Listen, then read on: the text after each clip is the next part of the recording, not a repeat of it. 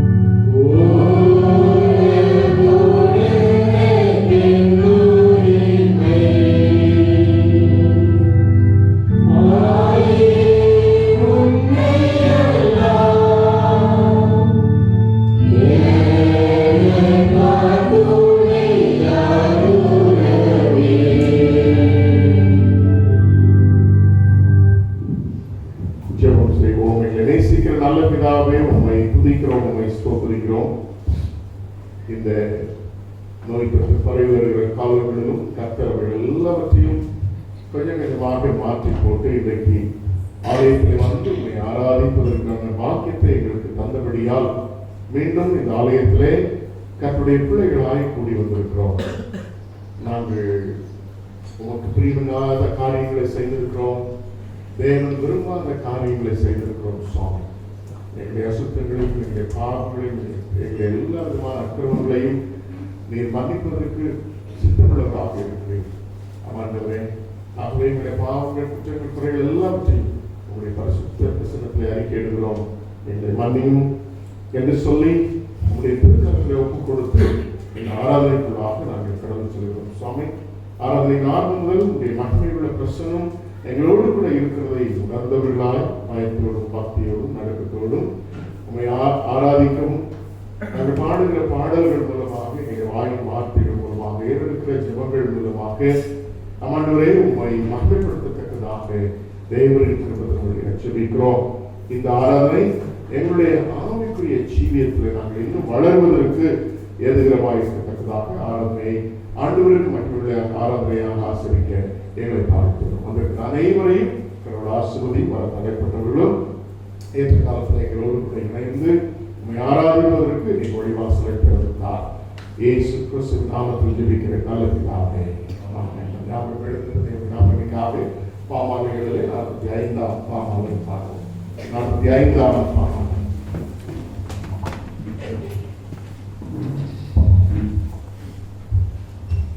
Yeah.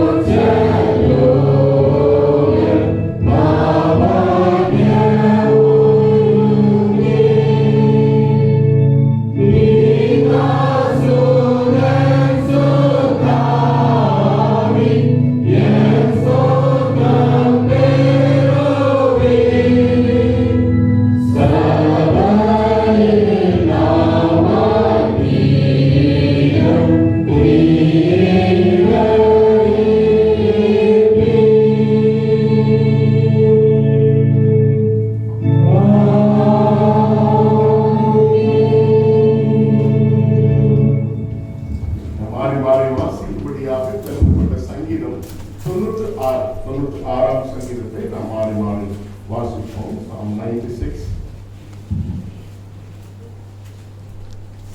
கர்த்தருக்கு புதுப்பாடலை பாடுங்கள், பூமியின் குடிகளே எல்லாரும் கர்த்தரை பாடுங்கள்.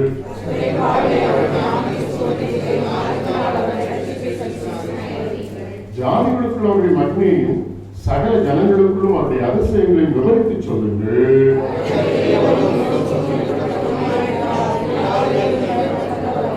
சகல ஜனங்களுடைய தேவர்களும் விக்கிரகங்கள் தானே, கர்த்தரோ வானங்களை உண்டாக்கினவர்.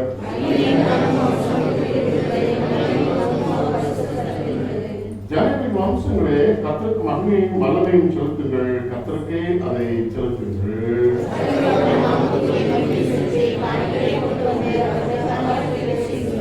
பரிசுத்த அலங்காரத்துடனே கர்த்தரை தொழுது கொள்ளுங்கள், உலகத்தாரே எல்லாரும் அவருக்கு முன்பாக நடுங்குங்கள்.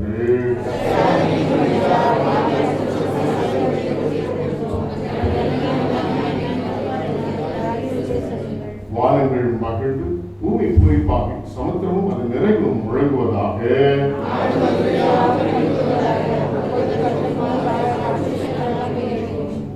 13ஆம் வசனத்தை நான் வாசித்த பின்பாக, எனக்கு பின்பாக ரெஸ்பான்ஸ் ரீடிங்காக 2ஆம் வசனத்தை நீங்கள் வாசிங்கள். நான் 13ஐ முடித்த பின்பாக 2ஆம் வசனத்தை வாசிங்கள்.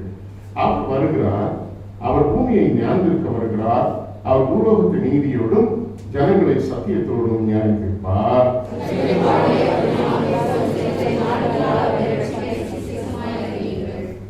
யாவரும் வென்றவனமாக நம்முடைய விசுவாசத்தை உறுதி கொள்ளும்படி அப்போஸ்தலருடைய விசுவாச பிரமாணத்தை சொல்லி அறிக்கையிடுவோம். வானத்தையும் பூமியையும் படைத்த சகல பிதாவாகிய விசுவாசிக்கிறேன். அவருடைய இயேசு கிறிஸ்து விசுவாசிக்கிறேன். அவர் பரிசுத்தாவியாலே தன்னிடத்தில் புதுப்பித்தார். புதுகால காலத்தில் பாடுபட்டு சிறுவரில் மதத்தில் அழைக்கப்பட்டு சாதாரண 3ஆம் நாள் வருத்தப்பட்டு இருக்கிறார். பரமத்திலே சகல பிதாவாகிய தேவன் சொல்லியிருக்கிறார். அவருக்கு உங்களுடைய மறுப்பு விசுவாசிக்கிறேன். மன்னிப்பும் சரியாகும் நித்திய ஜீவனும் விசுவாசிக்கிறேன். ஆமென்.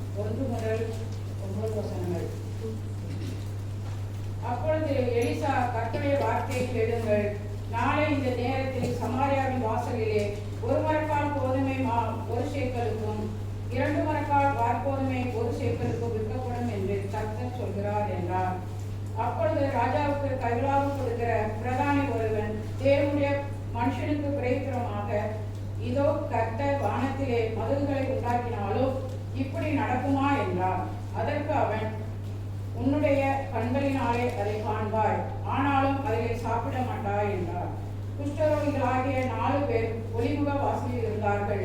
அவர்கள் ஒருவரை ஒருவர் நோக்கி, நாம் இங்கே இருந்து சாக வேண்டியது என்ன? பட்டணத்துக்குள் போக வேண்டும் என்றாலும் பட்டணத்தில் பஞ்சம் உண்டாயிருக்கிறதினால் அங்கே சாவோம். நாம் இங்கே இருந்தாலும் சாவோம். ஆகையால் இப்பொழுது சீரியருடைய இராணுவத்திற்கு போவோம் வாருங்கள். அவர்கள் நம்மை உயிரோடு வைத்தால் பிழைக்கிறோம், நம்மை கொன்றால் சாகிறோம் என்று சொல்லி சீரியருடைய இராணுவத்திற்கு போக இருட்டோடு எழுந்திருந்து சீரியருடைய பாளையத்தின் முன்னணியிலே வந்தார்கள். அங்கே ஒருவரும் இல்லை. ஆண்டவர் சீரியரின் இராணுவத்திற்கு ரதங்களின் இரைச்சலையும் குதிரைகளின் இரைச்சலையும் மகா இராணுவத்தின் இரைச்சலையும் கேட்க பண்ணினதினால் அவர்கள் ஒருவரை ஒருவர் நோக்கி, இதோ நம்மிடத்தில் போருக்கு வா, இஸ்ரவேலின் ராஜா ஏத்தியரின் ராஜாக்களையும் எகிப்தியரின் ராஜாக்களையும் நமக்கு விரோதமாக கூலி போற்றினான் என்று சொல்லி இருட்டோடு எழுந்திருந்து ஓடிப்போய் தங்கள் குடாரங்களையும் தங்கள் குதிரைகளையும் தங்கள் கழுதைகளையும் தங்கள் பாளையத்தையும் அவைகள் இருந்த பிரகாரமாய் விட்டு தங்கள் பிராணன் மாத்திரம் தப்பும்படி ஓடிப்போனார்கள். அந்த குஷ்டரோகிகள் பாளையத்தின் முன்னணி மட்டும் வந்தபோது ஒரு குடாரத்துக்குள் பிரவேசித்து புசித்து குடித்து அதிலிருந்து வெள்ளியையும் பொன்னையும் வஸ்திரங்களையும் எடுத்துக்கொண்டு போய் ஒளித்து வைத்து திரும்பி வந்து வேறொரு குடாரத்துக்குள் பிரவேசித்து அதிலிருந்தும் அப்படியே எடுத்துக்கொண்டு போய் ஒளித்து வைத்து பின்பு அவர்கள் ஒருவரை ஒருவர் நோக்கி, நாம் செய்கிறது ஞானமல்ல.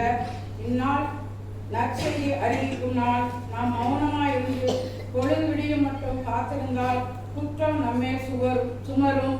இப்பொழுது நாம் போய் ராஜாவின் அரண்மனையாருக்கு இதை அறிவிப்போம் வாருங்கள் என்றார்கள் என்றது. வாசிக்க முடியாது கொடுக்கப்பட்ட வேதமான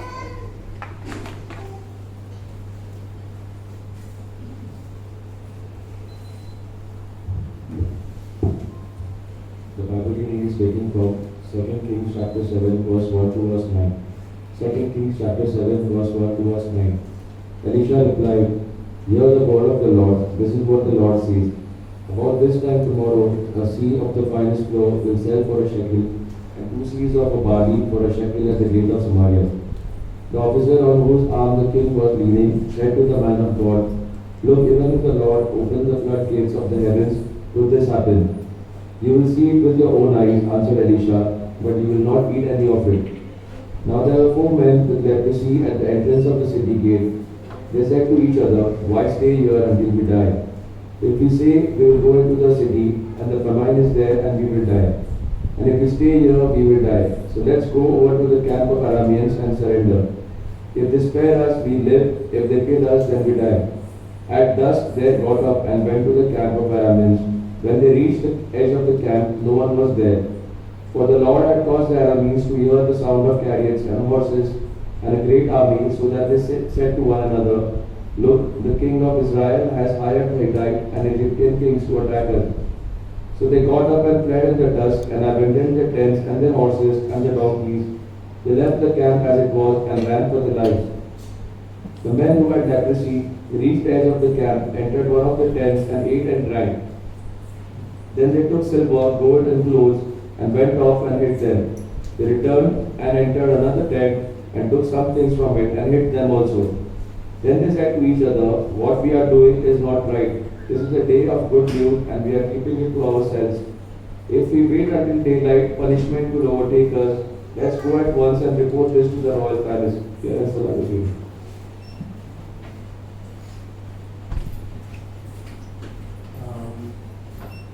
சிறு குழந்தைகள் ஏற்கனவே வீடியோ அனுப்பியிருக்கிறாங்க வசனம் சொல்லி, அதை நான் அப்புறம் பார்க்கலாம். இப்போ ஏற்கனவே குழந்தைகள் ஒரு சிலர் வந்திருக்கிறத பார்க்குறேன். வந்திருக்கிற குழந்தைகள் முன்னால் வந்து வசனம் சொல்லுங்க, அப்புறம் வீடியோ பார்க்கலாம். சரிதா? நீங்கள் ஏற்கனவே வீடியோவில் நீங்கள் வீடியோ அனுப்பியிருந்தாலும் பரவாயில்ல. சிக்ஸ் யூ கம், நீங்கள் ஏற்கனவே எங்கள் ஆலயத்துக்கு வந்துட்டதுனால யாரெல்லாம் சொல்ல வர ரெடியாக இருக்கிற வாங்க பார்க்கலாம். யாரெல்லாம் வசனங்களுக்கு முன்னால் குட்டி குழந்தையெல்லாம் தூக்கி கொண்டாங்க, தாய் தகப்பன் யாராவது எல்லாரும் வீடியோவில் வந்து சொல்லணும் ஆசையா? அடுத்த வாரத்துலேருந்து கோயிலில் வரீங்களா வரதா இருந்தால் கோயிலில் வந்து சொல்லுவாங்க. சரியா? வாங்க பார்க்கலாம். அந்த 2 நீ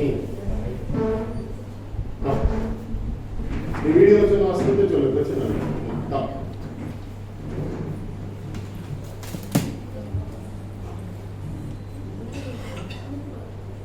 I can do all things through Christ who strengthens me. Prove me, O Lord. Try me, test my mind and test my heart and my mind. Sing the Lord a new song, sing the Lord a new Lord all dear.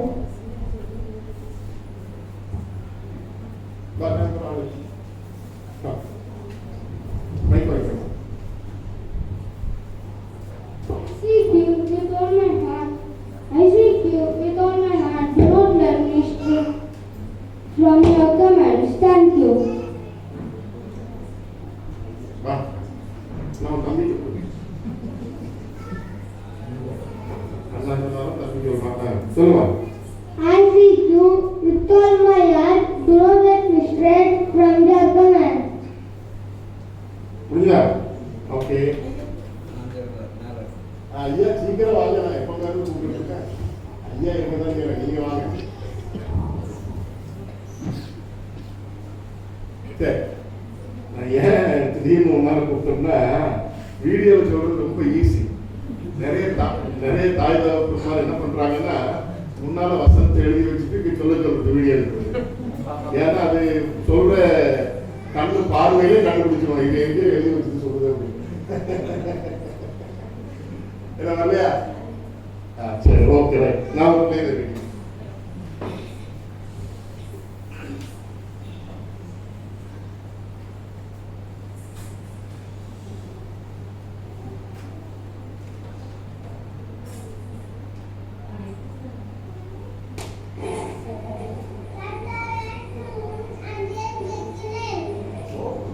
நீங்கள் ஒன்றுக்கும் கவலைப்படாமல் எல்லாவற்றையும் குறித்து உங்கள் விண்ணப்பங்களை ஸ்தோத்திரத்தோடே கூடிய ஜெபத்தினாலும் வேண்டுதலினாலும் தேவனுக்கு தெரியப்படுத்துங்கள்.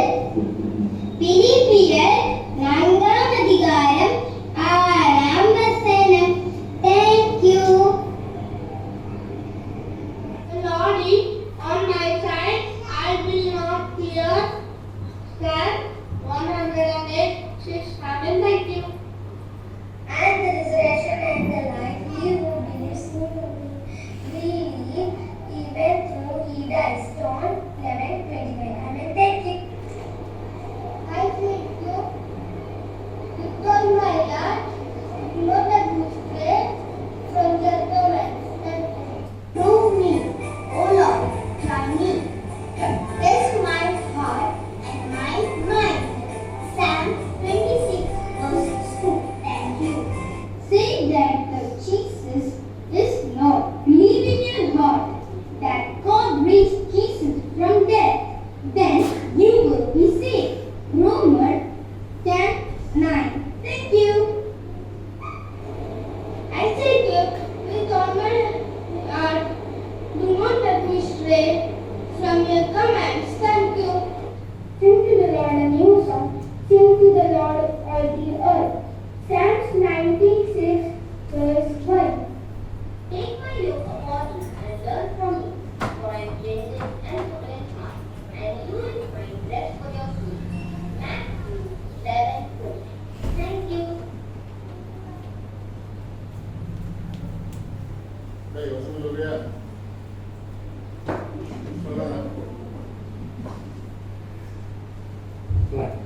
சரி, இப்போ ஒரு சந்தேகம் வரும். அடுத்த வாரம் நாங்கள் வீடியோ அனுப்பணுமா வேண்டாமா? ஸோ வீடியோலையும் நீங்கள் அனுப்புங்க. If you are coming to the church, இங்கேயும் will be permitted to recite the verse. Is that okay? Send the video. Keep sending the video till all the children, even below 10 years, are allowed to the church. Okay? அது வரை memory verse video group இருக்கும். அதில் நீங்கள் என்ன செய்யலாம், வீடியோஸை அனுப்பலாம். ஒருவேளை பிள்ளைகள் கோயிலுக்கு வந்துட்டாங்க அப்படின்னா அவங்க வாசனம் சொல்ல வச்சுக்கலாம். ஸோ 2 டைமும் நீங்கள் வாசனம் சொல்ல தப்பு. ஹார்ட்லி இட் வில் டேக் ஒரு 2 minutes அவ்வளோதான். சரியா? ரைட். பிறந்தநாள் திருமணநாள் வாழ்த்துக்கள். இந்த வாரத்தில் என்னுடைய பிறந்தநாட்களை 18ஆம் தேதி நாளை மிஸ்ஸஸ் ராதா ஜூலியட் ராஜன் அவர்கள் காண்கிறார்கள். திருமண நாளை 21ஆம் தேதி மிஸ்ஸஸ் அண்ட் மிஸ்டர் ஏ வினேஸ்வர் அவர்களும் 22ஆம் தேதி மிஸ்ஸஸ் அண்ட் மிஸ்டர் ஏ ராஜாபால் அவர்களும் காண்கிறார்கள். பிறநாட்களை காண்கிற அருமையான சகோதரியை அன்புடைய இயேசு கிறிஸ்து நாமத்தினாலும் திருச்சபையின் சார்பாகவும் நான் அன்புடன் வாழ்த்துகிறேன், ஆசீர்வதிக்கிறேன். கர்த்தர் அவர்களை நல்ல சுகத்தோடு தெய்வ திருவுள்ளோடும் பாதுகாத்துக் கொள்வாராக. இன்னும் திருமண நாளை காண்கிற அருமையான வினேஸ்வரையா ராஜாபால் அருமையான பிள்ளைகளை குடும்பத்தையும் அன்புடைய இயேசு கிறிஸ்து நாமத்தினாலும் திருச்சபையின் சார்பாகவும் நான் வாழ்த்துகிறேன், ஆசீர்வதிக்கிறேன். வந்துட்டீங்களா யாராவது? அப்படியே சரி, வந்திருக்கீங்க. பிள்ளைகளுடைய குடும்ப வாழ்வு ஆண்டவரால் ஆசீர்வதிக்கப்படவும் வாழ்வின் எல்லா விதமான சந்தோஷம் சமாதானத்தை பெற்றுக்கொள்ள உங்களை அன்புடன் வாழ்த்துகிறேன். அவர்களுக்காக நாம் ஜெபம் செய்வோம். உங்களுடைய கிருபை பெரியது சுவாமி, உங்களுடைய இறக்கங்கள் மாறாதது ஆண்டவரே. அருமையான பிறந்தநாளை காண்கிற அருமையான சகோதரிக்காக ஸ்தோத்திரிக்கிறோம் சுவாமி. கர்த்தருடைய கிருபையிலே மாத்திரம் நாங்கள் நிலை நிற்கிறோம் என்பதை விசுவாசிக்கிறோம். இல்லையென்றால் இந்த உலகத்தில் நாங்கள் என்றோ ஆண்டவரை மறைந்து போயிருப்போம்.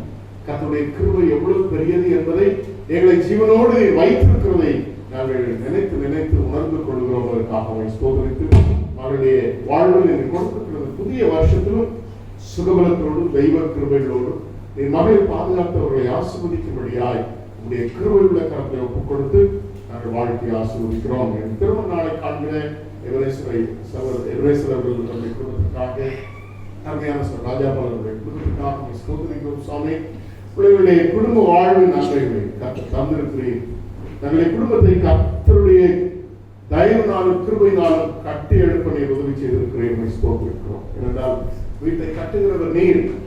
தங்கள் வீடு கட்டப்படுவதற்கு தங்களையும் ஆண்டுடைய கரத்தில் ஒப்புக் கொடுத்திருக்கிறார்கள். அதற்காக துதிக்கிறோம், ஸ்தோத்திரிக்கிறோம் சுவாமி. தொடர்ந்து பிள்ளைகளை தீர்க்காயுசோடு சுகத்தோடு பலத்தோடு தெய்வ கிருபைகளோடும் ஆண்டவர் கொடுத்திருக்கிற குடும்ப வாழ்வின் எல்லா விதமான சந்தோஷம் சமாதானத்தோடும் தன்னுடைய பிள்ளைகளை பாதுகாத்துக் கொள்ள முடியாது.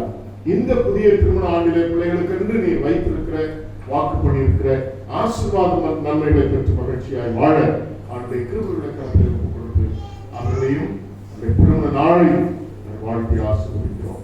இயேசு கிறிஸ்துவின் நாமத்தில் ஜெபிக்கிறேன் நல்ல பிதாவே.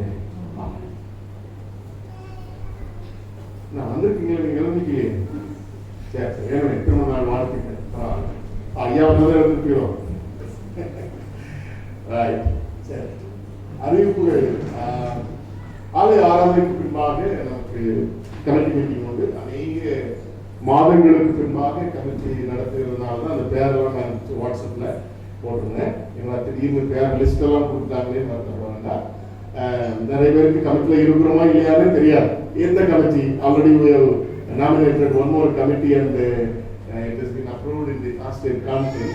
But ஆனால் ரீஜனல் கான்ஃபரன்ஸ் நடக்காதனால that is not effective. Okay, அது ஆக்டிவாக இருக்க முடியாது. ஸோ அதனால் அதுக்கு முந்தி 19 and 20 இருக்கக்கூடிய கமிட்டி தான் இப்பொழுது ஆக்டிவ் கமிட்டி. அதனால தான் அந்த கமிட்டி பேர் போட்டிருந்தேன். அதே ஆலய ஆராதனைக்கு பின்பாக உடனே கமிட்டி அலுவலர்கள் கூடுமாறு கேட்டுக்கொள்கிறேன். ரொம்ப நேரம் நம்ம உட்கார்ந்துருக்க வேண்டாம். கவர்மெண்ட் நமக்கு ஆராதனையை நடத்துவதற்கு ஆலயத்தை திறப்பதற்கு அனுமதி கொடுத்தாங்கன்னா ரொம்ப என்ன செய்யக்கூடாது, அதிகமாக we should not take it for granted. அவங்க கொடுத்துருக்கிற அந்த நார்ம்ஸுக்குள்ள கைட்லைன்ஸுக்குள்ள நம்முடைய ஆலயத்தின் காரியங்களை நம்ம நடத்தணும். அஜெண்டாஸ் ரொம்ப ஃபியூ அஜெண்டாஸ் தான் இருக்குது. அதனால சீக்கிரத்தில் நம்ம கமிட்டியை முடிச்சுக்கலாம். கமிட்டி பிறகு இமீடியட்டாக ஆஃபீஸ் பேரஸ் உங்களுடைய கணக்கு வழக்கு வேலைகளும் அப்புறம் பாருங்க. First will chit for the committee then you can to your own right. So அதை நீங்கள் ஞாபகத்தில் எடுத்துக் கொள்ளுங்கள். வேறு ஒன்றும் இல்லை. இந்த வாரம் கமிட்டி கூட்டினதுக்கு அப்புறம் வரக்கூடிய வாரத்தில் உங்களுக்கு மற்ற அறிவிப்புகள் கமிட்டியில் என்ன டிசைட் பண்ணணும், என்ன நிகழ்ச்சிகள், என்ன ஊழியர்கள் ஒரு காலத்தில் வச்சுருக்கோங்கிறத நம்ம தீர்மானிக்கிறத அடுத்த வாரம் வரைக்கும். சரிதானா? ஜோன் பேசுகிறேன். கொஞ்சம் எழுந்திருக்கலாமே. நல்லா ஏசி போட்டுருக்கு, ரொம்ப குளிர்.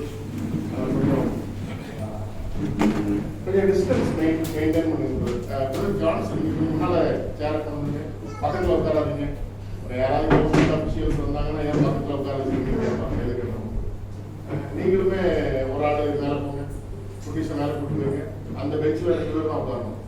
மேலே போயிருங்க. மேலே இடம் நிறைய இருக்கு. குட்டிஸ் நீங்க மேலே போயிருக்கு. பாய்ஸ் சாம் அண்ட் மேலே போயிருக்கு. பக்கத்துல உட்கார வேண்டாம். திடீர்னு யாராவது எப்படி யாராவது நடக்குது யாரும் வந்தாங்கன்னா எதுக்கு நம்ம அவங்கள்ட்ட போய் போராடிட்டு இருக்கணும். அதோட நம்ம அவங்க கொடுத்துருக்க நாம்ஸ் படி நம்ம மாஸ்க் போட்டுக்காங்க, மாஸ்க் போட்டுக்காங்க, மாஸ்க் ஜோமலாம பக்கத்துல பாருங்க. மாஸ்க் லேசா எடுத்து விட்டு யார் வந்திருக்காங்க பாருங்க. பழைய ஆளு தானே புது ஆளு தானே அப்படின்னு லேசா பாத்துக்காங்க. ஏன்னா மாஸ்க் எடுத்தாலும் யாருன்னு தெரியுது இந்த காலத்துல, அடையாளமே தெரிய மாட்டேங்குது. சரியா? ரைட், சரி. ஜோமலாமா ஒருவருக்காக ஒருவர் ஜெபிக்கிற ஒரு அருமையான பாக்கியத்தை திருச்சபையில் ஆண்டவர் நமக்கு கொடுத்திருக்கிறார். அதான் நமக்கு கிடைத்திருக்கிற பாக்கியம். நான் ஜெபித்து முடிப்பதற்காக காத்திராதபடி நீங்கள் யாவரும் இணைந்து நான் சொல்லுகிற ஒவ்வொரு தேவைகளுக்காக நீங்கள் ஜெபிக்கும்படியாக அன்புடன் கேட்டுக்கொள்கிறேன். ஜெபம் செய்வோம். Close your eyes, close your eyes. All the children, close your eyes. Stand properly in front of the Lord. Bow down your head. Okay. ஆண்டவரே சன்னிதானத்தில் நாம் இருக்கிறோம். அவருக்கு செலுத்த வேண்டிய கனத்தை நாம் கொடுத்துக் கொண்டிருக்கிறோம். ஒருவேளை யாருக்காவது காலில் பிரச்சனைகள் இருந்தால் மட்டும் நீங்க கீழே உட்காந்துக்கலாம். நீங்க கீழே உட்காந்துக்கலாம். மற்றபடி பிரச்சனை எல்லாம் இருக்கு. ஸோ ஆண்டவருக்கு நம்முடைய சன்னிதானத்தில் ஒருவேளை அதிகாரியின் முன்பாக இருக்கும் பொழுது பெரிய மரியாதையோடு கூட நாம் இருக்கிறோமே. அவர்கள் எல்லாம் உருவாக்கின தெய்வத்திற்கு முன்பாக நாம் இருக்கும் பொழுதும் உட்காரும் பொழுதும் எவ்வளவு கவனத்தோடு ஜாக்கிரதையோடு இருக்க வேண்டும் என்பதை நீங்களும் நானும் புரிந்து கொள்ள வேண்டும். ஆகத்தான் சில வேளைகளிலே நான் நிற்க வைக்கிறேன். ஜெபிக்க ஆரம்பித்து விடலாம். ஆண்டவருடைய சன்னிதானத்தில் அது உங்க பக்கத்துல நீங்க இப்ப யாரை பார்த்தீங்களோ அவங்களுக்காக ஜெபம் பண்ணுங்க. பக்கத்துல யாரை பார்த்தீங்களோ அவங்களுக்காக, அவங்க வீட்டுல அப்பா அம்மாவுக்காக, அவங்க வீட்டுல கணவனார் மனைவி பிள்ளைகளை பார்த்துருந்தீங்க, அவங்களுடைய பெற்றோர்கள், அவங்களுக்காக ஜெபம் பண்ணுங்க. You can start praying for your brothers and sisters who are at your right side or left side. So you can start praying, you know about their family. அவருடைய குடும்பத்தை குறித்து உங்களுக்கு தெரியும். So you can start praying for our members who are just next to you. Yeah, ஜெபம் ஆரம்பிச்சுங்க. அவருடைய சன்னிதானத்தில் இருக்கிறோம். நம்முடைய ஜெபங்களை கேட்கிறோம். ஜெபத்தை கேட்கிறவரை மாம்சமாக அந்த குடும்பத்தை பற்றி தெரியல, நீங்க கேட்டுக்கலாம். அவங்களை கேட்டுக்கலாம். உங்களுக்காக என்ன ஜெபம் நினைக்கிறீங்க, குடும்பத்தை பற்றி சொல்லுங்க. எல்லாருக்கும் எல்லாரையும் தெரியும். அவர்கள் நம்முடைய சகோதர சகோதரிகளுக்காக ஜெபிக்க ஆரம்பிக்கிறோம்.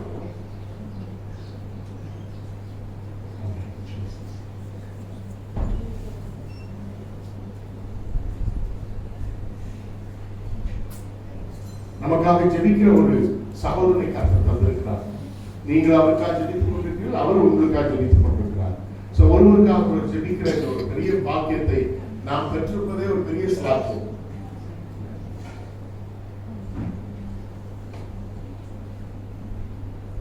It's a great blessing to have our brethren who prays for us.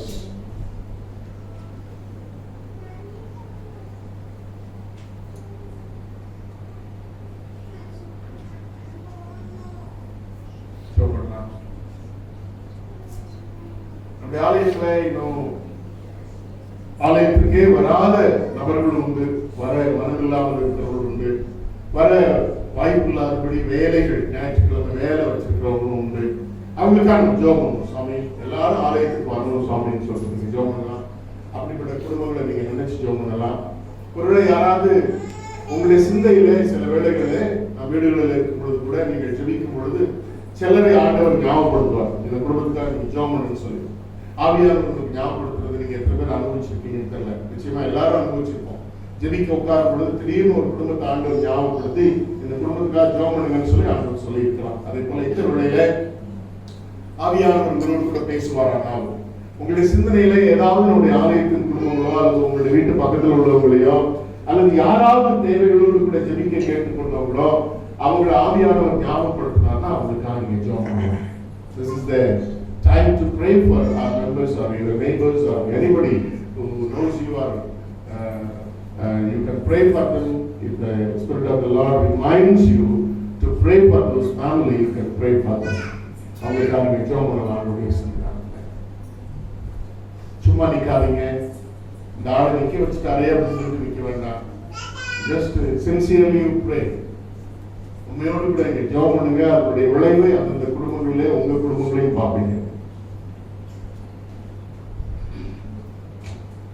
உங்க குடும்பத்துக்காக ஜெபம் பண்ணலாம், உங்க மனைவிக்காக ஜெபம் பண்ணலாம், உங்க புருஷனுக்காக ஜெபம் பண்ணலாம், பிள்ளைகளுக்காக ஜெபம் பண்ணலாம். Children pray for your parents, உங்களுடைய அப்பா அம்மாவுக்காக ஜெபம் பண்ணலாம். நிறைய வயசானவங்க நம்ம ஆலயத்தில் இருக்காங்க, 60 வயசுக்கு மேற்பட்டவங்க நிறைய பேர் இருக்காங்க. எல்லாருக்கும் ஏதாவது ஒரு பிரச்சனை இருக்குது. டயபெட்டிக்ஸ் இருக்குது, அல்லது ஹைப்பர் டென்ஷன்ஸ் இருக்குது, அல்லது ஆர்த்தோபெடிக்ஸ் ப்ராப்ளம் இருக்கிறது, அல்லது மெமரி லாஸ் இருக்கிறது, ஏதோ ஒன்று இருக்குது, ஏதோ ஒரு பிரச்சனை இருக்குது, அல்லது கொலஸ்ட்ரால் கூடியது, இப்படி ஏதோ ஒரு பிரச்சனையினால வாழ்ந்துட்டு வயோதிகத்தினாலே கை கால்லாம் பிரச்சனைகளாக இருக்குது, வீக் ஆகிறது, நடக்க முடியல, அதிகமாக மூச்சு இழைக்குது. இப்படி வயோதிகத்தில் வரக்கூடிய நிறைய பிரச்சனைகளை நம்ம அப்பா அம்மா சந்திச்சுட்டு இருக்கிறாங்க. அவங்களுக்காக நீங்க ஜெபம் பண்ணலாம், அவங்களுக்காக ஜெபம் பண்ணலாம். Pray for the elderly persons who are in the church, those who are above 60.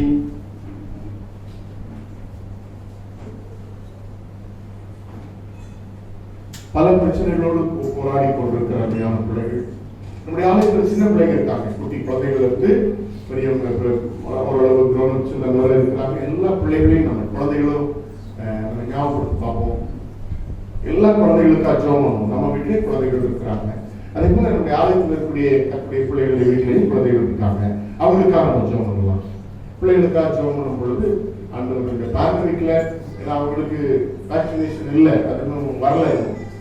இந்தியாவில் இன்னும் அந்த பிள்ளைகளுக்கு நாங்கள் வேக்சினேஷன் வெளியே கொண்டு வரல.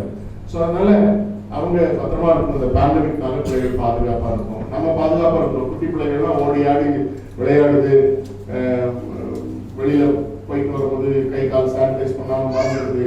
சில குழந்தைகள் வாயில கை வைக்கிற பழக்கம் உண்டு. இப்படி பல பிரச்சனைகள் இருக்குது. அந்த குழந்தைகள் என்னதான் அவங்களுக்கு இம்யூனிட்டி அல்லது நோய் எதிர்ப்பு சக்தி அதிகமாக குழந்தைகளுக்கு இருப்பதாக சொன்னாலும் இந்த பேண்டமிக்னால அல்லது இந்த நோய் தொற்றுனால பாதிக்கப்பட்ட குழந்தைகளும் இருக்கதான் செய்யறாங்க. ஸோ அதனால நம்ம குழந்தைகள் கடவுளுக்காக அதுக்காக குழந்தைகளுக்காக ஜெபம் பண்ணுவோம். பிள்ளைகள் ஆன்லைன்ல படிச்சுட்டு இருக்கிறாங்க, எவ்வளவு கஷ்டமானதுன்னு சொல்லி அந்த குடும்பத்துல அனுபவிச்சுட்டு இருக்கிறோம். ஆன்லைன்ல படிக்கிறது ஒன்றும் ஈஸியான காரியம் இல்லை, கான்சன்ட்ரேஷன் இருக்காது, ஆசிரியர்கள் சரியா டீச் பண்றாங்களான்னு தெரியாது, திடீர்னு கரண்ட் எல்லாம் போயிடும், லைன் எல்லாம் இருக்கு, ரேஞ்ச் எல்லாம் போயிடும், பல இஷ்யூஸ் இருக்குது. அதனால பிள்ளைகள் சீக்கிரத்துல ஸ்கூல் எல்லாம் ஓப்பன் ஆகுது. பெரிய பிள்ளைகளுக்கு பார்த்தோம்னா ஸ்கூல் ஓப்பன் பண்ணியிருக்காங்க, ஆனாலும் அட்டண்டன்ஸ் மேண்டேட்டரி இல்லைன்னு சொல்லி இருக்கிறாங்க. சில 2 வருஷத்துல பிள்ளைகள் ஸ்கூலுக்கே போக வேண்டாம், ஸ்கூல்ல போய் படிக்க வேண்டாம்ன்ற மனநிலைக்கு வந்துடுறாங்க. Many psychological issues also. அதனால பிள்ளைகளுக்காக நம்ம அதிகமாக ஜெபம் பண்ணுவோம். நல்லா படிக்கணும், ஹையர் ஸ்டடீஸ் படிக்கிற பிள்ளைகளுக்கு அட்மிஷன் கிடைக்கணும், வேலை அதாவது படிச்சு முடிச்சு இருக்கிற பிள்ளைங்களுக்கு வேலை வாய்ப்புகள் கிடைக்கணும். எல்லாத்துக்காக நம்ம ஜெபம் பண்ணலாம். நம்முடைய ஆலயத்தில் வாலிய பிள்ளைகள் உண்டு, அதில் குறிப்பாக திருமண வயதை கடந்து வரன் பார்த்து கொண்டிருக்கிற பிள்ளைகள் உண்டு. அவர்களுக்காக நம்ம ஜெபம் பண்ணுவோம். சுவாமி நல்ல வரன்களை கட்டுங்க, எங்க பிள்ளைகள் நல்ல குடும்ப வாழ்க்கை வாழ்றது நாங்கள் எங்க கண்ணால பார்க்கணும் சுவாமி. அவர் புருஷனும் அதிகமாக வந்து ஆலயத்துல வந்து சாட்சி பகிர்றதை நாங்கள் பார்க்கணும், ஆலயத்துக்கு பணிகளை செய்கிறத பார்க்கணும் சுவாமி. அதனால பெரியவங்க எல்லாரும் சேர்ந்து இந்த வாலிய பிள்ளைகளுக்காக நம்ம ஜெபம் பண்ணலாம். அவங்க குடும்பத்திலேயே நம்ம வாலிய பிள்ளைகளை வச்சிருக்கிறோம். பிள்ளைகள் திருமணம் ஆகி கடவுளை மாத்திரம் எந்த சூழ்நிலையும் மறந்து விடக்கூடாது, ஆலயத்துக்கு செல்வதிலிருந்து தவறி விடக்கூடாது. நம்ம பிள்ளைகளா இருக்கிறதுனால நம்ம கட்டாயத்தினால வரலாம் ஒரு வேலை, ஆனா அதுக்கப்புறம் அவங்களுக்கும் ஒரு ஃப்ரீடம் வந்ததுக்கு அப்புறம் அவங்களுக்கும் ஆலயத்தின் ஆசீர்வாதங்களை அவங்க புரிஞ்சுக்கணும். அந்த ஆலயத்தில் வந்து ஆண்டவரை எப்பொழுதும் ஆராதிக்கிற பழக்கமா வச்சிருக்கணும், கடவுளை மறந்துடக்கூடாது. படித்து கொண்டிருக்கிற வாலிப பிள்ளைகள் உண்டு, வேலை தேடிக் கொண்டிருக்கிற வாலிப பிள்ளைகள் உண்டு. எல்லாருக்காக நம்ம ஜெபம் பண்ணுங்க.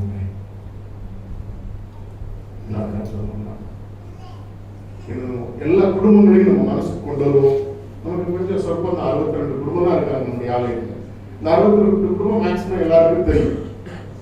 எவ்வளவு குடும்பங்கள் ஞாபகத்துக்கு வருதோ அவங்களுக்காக ஜெபம் பண்ணலாம், பேரை சொல்லி ஜெபம் பண்ணலாம். மனசுல இயேசுவை ஏற்றுக்கொள்ளாத நம்முடைய திருச்சபை விசுவாசிகள் உண்டு. ஞானஸ்நானம் எல்லாம் எடுத்துருப்பாங்க, சின்ன பிள்ளைகளை எடுத்துக்கலாம், பெரியவங்களாக எடுத்துக்கலாம், கோயிலுக்கு வரமாட்டாங்க. சில தீய பழக்கங்களில் அடிமைப்பட்டிருக்கிற நம்முடைய ஆலயத்தை சார்ந்தவர்களும் உண்டு. தீய பழக்கங்களுக்கு அடிமைப்பட்டிருக்கிற நம்முடைய ஆலயத்தை சார்ந்தவர்கள் உண்டு. அவங்களுக்காக ஜெபம் பண்ணலாம்.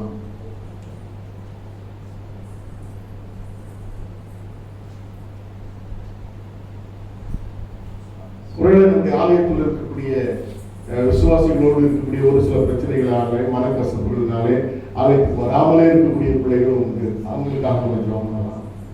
எல்லாரையும் ஆலயத்துக்கு கூப்பிட்டுவாங்க சுவாமி, ஆலயத்துக்கு வாஞ்ச என்னோட மனக்கசப்பு இருந்துச்சுன்னா சுவாமி அவங்களை நான் மன்னிக்கிறேன், அவங்களோட பேசுறேன், அவங்களை எப்பயாவது ஆலயத்துக்கு கொண்டு வரணுன்ற முயற்சி எடுக்கிறேன்னு சொல்லி என்ன செய்வாங்க ஜெபம் பண்ணலாம். நம்முடைய வீட்டில் உள்ளவர்களே ஆலயத்துக்கு வராமல் இருக்கலாம், வர முடியாமல் இருக்கலாம், அவங்களுக்காக ஜெபம் பண்ணலாம்.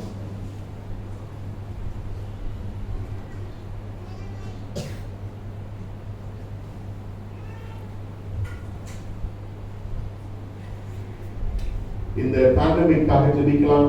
ஒருவேளை எல்லாத்தையும் திறந்து விட்டாங்க, அன்லாக் பண்ணிட்டாங்க அப்படின்னு கேசஸ் இல்லைன்னு நினைக்காதீங்க. இன்னும் இந்த நேற்று நடந்த பண்டிகை, நேற்று நடந்து முடிஞ்ச பண்டிகைனால இன்னும் அடுத்த ஒரு 15 நாள்ல எவ்வளவு கேசஸ் ரைஸ் ஆகும்னு சொல்லி நமக்கு தெரியல. ஸோ அதனால இந்த நோய் தொற்று சீக்கிரத்துல 100% 100% முற்றிலும் நம்முடைய தேசத்தை விட்டு நீங்கத்தக்கதாக அப்படின்னா நம்ம பழைய நிலைமைக்கு வந்து இந்த மாஸ்க் முதல்ல முகத்துல இருந்து எடுக்கிறதுக்கான ஒரு வாய்ப்பு ஆண்டவர் தருவாரு. மாஸ்க் முதல்ல போகணும், அதெல்லாம் சரியான ஆக்சிஜனை சுவாசிக்க முடியாது. மாஸ்க் போடுறது ஒரு ஹெல்த் இல்லை பிரச்சனைகளை உண்டாக்க தான் செய்யுது. ஏன்னா சரியானபடி ஆக்சிஜன் நம்ம என்ன செய்ய முடியல, சுவாசிக்க முடியாத ஒரு சூழ்நிலை. இப்படி பல பிரச்சனைகள் இருக்குது. சானிடைஸ் பண்ணணும், அடிக்கடி சானிடைசரா ரொம்ப யூஸ் பண்றதும் கேன்சர்ல கொண்டு போகுது அப்படின்னு கண்டுபிடிச்சிருக்காங்க. இப்படி எதை தொட்டாலும் பிரச்சனையா இருக்குது, போடாம இருந்தாலும் பிரச்சனையா இருக்குது, சானிடைஸ் பண்ணாம இருந்தாலும் பிரச்சனை வந்துருது. இப்படிப்பட்ட ஒரு கொடூரமான ஒரு காலத்துல வாழ்ந்து கொண்டிருக்கிறோம். சீக்கிரத்துல 100% நம்முடைய தேசம் இந்த பேண்டமிக் நோய் தொற்றுல இருந்து காக்கப்பட்டதாக நம்ம ஜெபம் பண்ணுவோம். இந்திய தேசத்துக்காக ஜெபம் பண்ணுவோம். சின்ன சின்ன கம்பெனி எல்லாம் மூடிட்டாங்க, சின்ன சின்ன வியாபாரிகளுக்கு வியாபாரம் இல்லை, பெட்ரோல் விலை அதிகமாயிடுச்சு, கேஸ் சிலிண்டர் விலை அதிகமாயிடுச்சு, பெட்ரோலியம் ப்ராடக்ட்ஸ் விலை அதிகமாயிடுச்சு. இதெல்லாம் இந்த அரசாங்கம் கண்டுக்கலாமலே மக்களை துன்பப்படுத்துகிற ஒரு அரசாங்கமா இருக்கும். இதை தைரியமா நம்ம சொல்ல தெரியணும், தைரியமா ஜெபிக்க தெரியணும். இந்த அரசாங்கத்தை மாற்றுங்க சுவாமி அப்படின்னு சொல்லி நம்ம ஜெபம் பண்ணணும். சீக்கிரத்துல விலைவாசிகள் குறையணும். விவசாயிகள் ஒரு வருஷமா போராடிட்டு இருக்காங்க. முட்டாள் மாதிரி நம்முடைய அதிகாரிகள் உட்கார்ந்துட்டு இருக்கிறாங்க நம்ம ஆட்சி செய்கிறவர்கள். ஒரு வருஷம் ஆகியும் பிரைம் மினிஸ்டர் போய் இன்னும் அந்த விவசாயிகளை போய் பார்த்து பேச முடியாத ஒரு அயோக்கியனை நம்ம என்ன செஞ்சிருக்கிறோம், பிரைம் மினிஸ்டரா தெரிந்து வச்சிருக்கோம். இது லைவா போயிட்டு இருக்குது. கேட்டாலும் பரவாயில்ல, எனக்கு எந்த பிரச்சனையும் இல்லை. விவசாயிகளை சந்திக்க மனமில்லாத ஒரு கூட்டம், மதத்தை அடிப்படையாக வைத்து பிரச்சனைகளை கொண்டிருக்கிறது இல்லை. சமீபத்தில் யூரோப்பில நடந்த கொடூரமான சம்பவங்கள், விவசாயிகளை காரைக்கு கொண்ட சம்பவங்கள், இதெல்லாம் நடந்தும் அவங்களை ஒன்றும் செய்ய முடியாதபடி அப்படி ஒரு அரசாங்கத்தை உடையவர்களாக இருக்கிறோம். அதனால ஜெபமானுடைய சன்னிதானத்துல கர்த்தர் காரியங்களை மாற்றி போடுவார். அவரால் கூடாத காரியம் ஒன்றுமில்லை. கர்த்தர் ராஜாக்களை தள்ளுகிறவர், ராஜாக்களை ஏற்படுத்துகிறவர். ஒருவேளை இவர்களை கொண்டு வந்தது கூட கர்த்தருக்கு சித்தமா இருக்கலாம். ஒருவேளை இல்ல, அரசாங்கத்தை எப்படி நடத்த வேண்டும் என்பதை பின்னாலே வருகிறவர்கள் புரிந்து கொள்ள வேண்டும் என்பதற்காக இந்திய தேச ஜனங்களுக்கு எப்படிப்பட்டவர்களை ஆட்சியாளர்களாக கொண்டு வர வேண்டும், தேர்ந்தெடுக்க வேண்டும் என்பதற்காக ஒரு பாடம் கற்பிக்க கூட என்ன செய்திருக்கலாம். ஆண்டவர் இவர்களை கொண்டு வந்தார். ஆகவே ராஜாக்களை ஏற்படுத்துகிறவர், ராஜாக்களை தள்ளுகிறவர். ஆகவே ஆண்டுடைய சன்னிதானத்துல தேசத்தினுடைய பாடுகளுக்காக ஜெபிப்போம். பொருளாதாரம் இழந்துட்டோம். பிரைவேட்ல எல்லாத்தையும் வித்துட்டு இருக்கிறாங்க. ஏர் இந்தியா வித்துட்டாங்க போன வாரம். ஆல்மோஸ்ட் எல்லா பப்ளிக் செக்டர்ஸையும் வித்துட்டு இருக்கிறாங்க. அப்ப பப்ளிக் செக்டர் வித்துட்டா நீ அரசாங்கம் எதுக்கு, நீ எதுக்கு இருக்கிற? அப்படிப்பட்ட கேள்வி எல்லாம் கேட்கணும். நம்ம ஆண்டுடைய சன்னிதானத்தை ஜெபம் பண்ணணும். அதனால எத்தனை வேலை இழப்புகள், இந்தியாவுக்கு கம்பெனிஸ் எல்லாம் மூடிட்டு போயிட்டு இருக்கிறாங்க. ஏன்னா இங்க வியாபாரம் இல்லை, இங்க அவங்களால சர்வை பண்ண முடியல. ஃபாரின் கம்பெனிஸ் நிறைய இந்திய தேசத்துல இருந்து பேக்கப் பண்ணிட்டு இருக்கிறாங்க. அதுக்கு யாருக்கு லாஸ்னா நம்முடைய ஜனங்களுக்கு தான். வேலை இல்லாம இருக்குது, வருமானம் இல்லாம இருக்குது. அதுக்காக கொஞ்சம் ரொம்ப சீரியஸான இஷ்யூஸ். அதுக்காக நம்ம ஜெபிக்க வேண்டும். தேசத்தை ஆளுகிறவர்கள், அதிகாரிகள், அவர்கள் அநீதி நிறைந்தவர்களாக இருந்தால் கூட அவர்களுக்காக ஜெபிக்க வேண்டும் என்று சொல்லி வேதம் சொல்கிறது. ராஜாக்களுக்காக, ஆசாரியர்களுக்காக, நீங்கள் பிரபுகளுக்காக ஜெபிக்க வேதம் அழைக்கும். நாங்கள் ஜெபிக்க வேதம் வைக்கிறாங்க.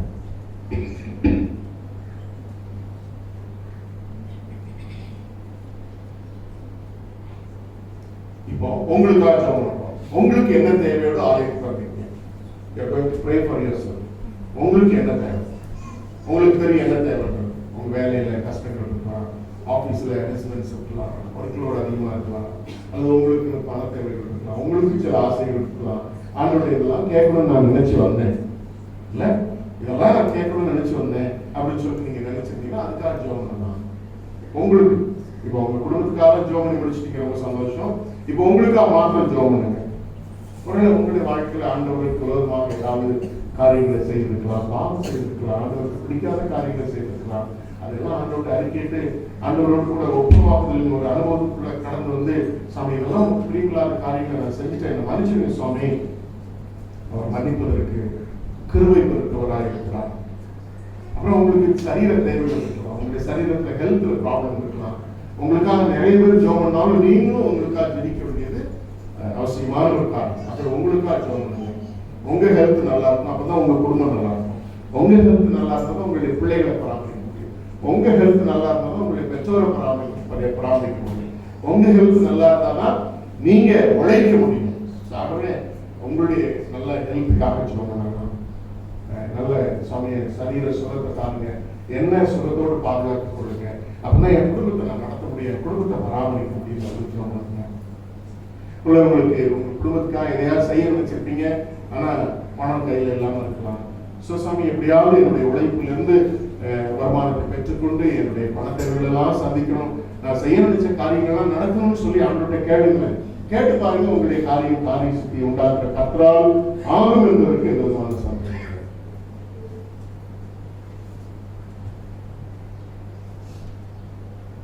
சுவாமி,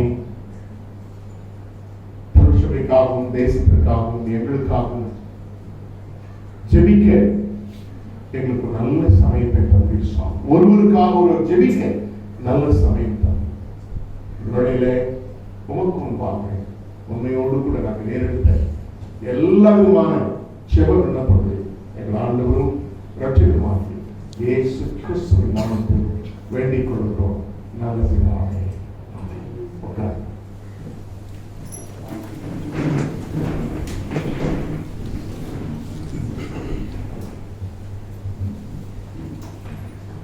One more announcement. Bombay Tamil Christian Youth Fellowship அல்லது BTSY என்று சொல்வார்கள். அதனுடைய கேம்ப் ஏற்கனவே போன வாரம் அறிவிப்பு கொடுத்துருக்கிறோம். வருகிற நவம்பர் 4, 5, 6ஆம் தேதிகளில் ஆல்மோஸ்ட் ஹெவன் பல்லாப்பூர் இருக்கக்கூடிய ரிசார்ட் வைத்து நடைபெறுகிறது. அதுக்கு ரெஜிஸ்ட்ரேஷன் 750 ரூபாய். அதில் செய்தியாளராக நம்ம மத்தியில் ஏற்கனவே வந்திருக்கிறாங்க ஒரு முறை டாக்டர் ராஜேஷ் தத்தி அவர்களும் பிரதர் கார்த்தி ஜமாலியல் அவர்களும் செய்தியாளராக இருக்கிறார்கள். அவருடைய வாலிப பிள்ளைகள் இந்த கேம்பில் நீங்கள் கலந்து கொள்ளுமாறு அன்புடன் கேட்டுக்கொள்கிறேன். MIF president, so you do something, you talk to your young people and attend the camp. So it's right. நல்ல ராஜேஷ் தத்தியா இருக்கிறதுனால you will have at least a word with the listen to the word of God properly. So like that. Right. கணக்கு வழக்கு October 10ஆம் தேதி back offering 3630 ரூபாய், மொத்த வரவு 17,600 ரூபாய், எக்ஸ்பென்சஸ் 1,600, செலவுகள் 1,670 ரூபாய், பேங்க்ல டெபாசிட் ஆனது 15,730 ரூபாய், மிஷனரி ஃபண்ட் 2,000 ரூபாய். ஸோ ஆண்டனி நம்முடைய பிள்ளை கடந்த பேண்டமிக்ல லாக்டவுன் டைம்ல அவர்கிட்ட கல்யாணம் ஆச்சு இல்லை. ஸோ அதனால அதுக்கப்புறம் ஆலயம் திறக்கப்படாததுனால இன்னைக்கு முதல் முறையா வந்திருக்காங்க. முன்னாள் வரீங்களா?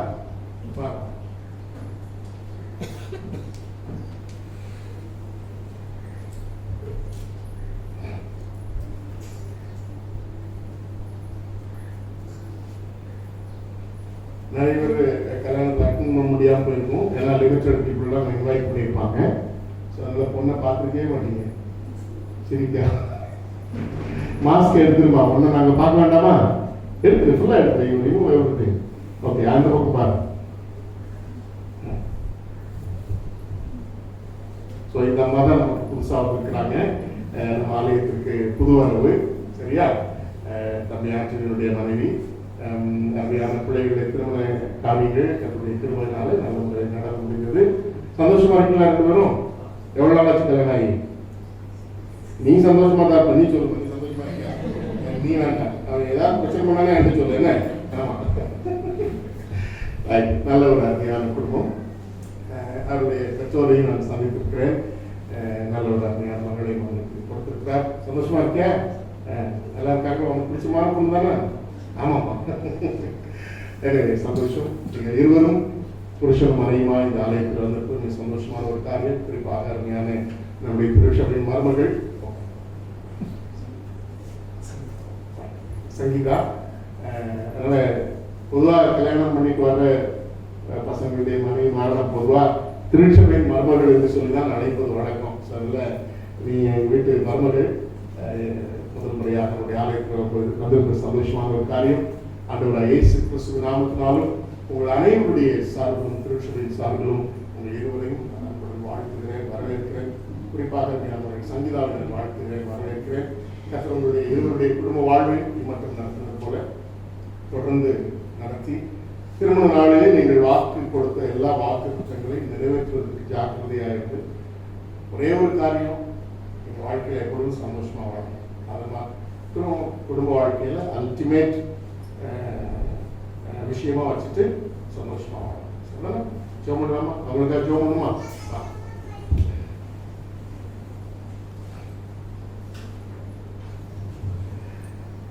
சுவாமி, உம்மை துதிக்கிறோம், உம்மை ஸ்தோத்திரிக்கிறோம். சுவாமி, நீ நல்லவர், உடைய கிருபை எவ்வளவு பெரியது என்று சொல்லி எங்களுடைய பிள்ளைகளை நீர் ஆசீர்வதிக்கிறதன் மூலமாக நாங்கள் புரிந்து கொள்ளுகிறோம். உடைய கிருபைகளை பல நிலைமைகளிலே எங்களுக்கு வெளிப்படுத்துகிற தேவனாக இருக்கிறீர்.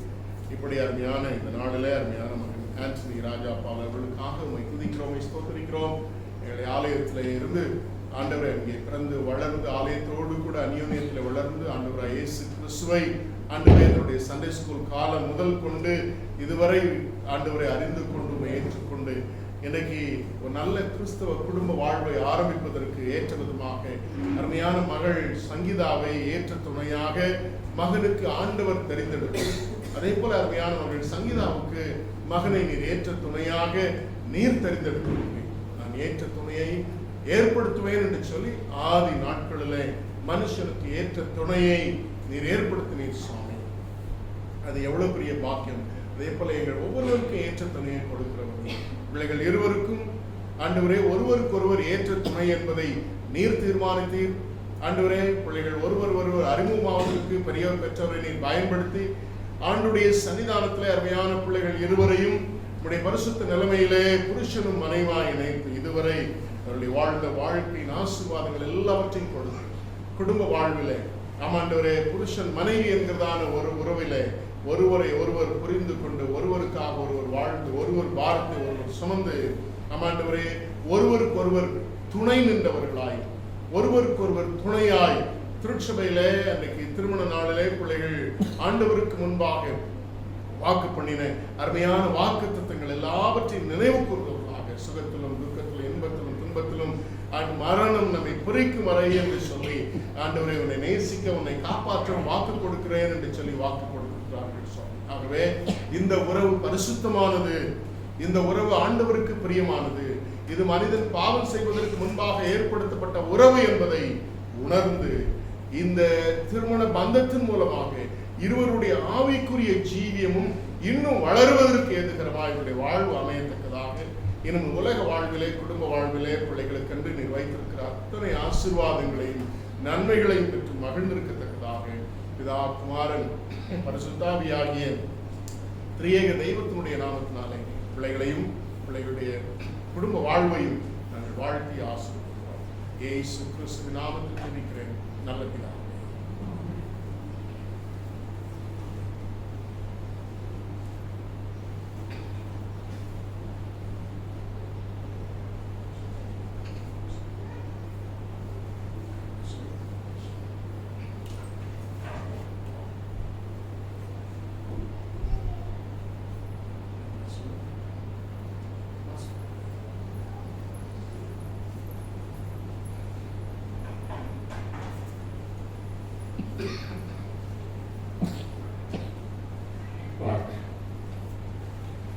நம்முடைய பிள்ளைகள் விதமாக திருமண பந்தத்தில் இணைக்கப்பட்டு தன்னுடைய சன்னிதானத்தை வாழ்வு நோக்கிய சந்தோஷமான ஒரு காரியம். ரைட்.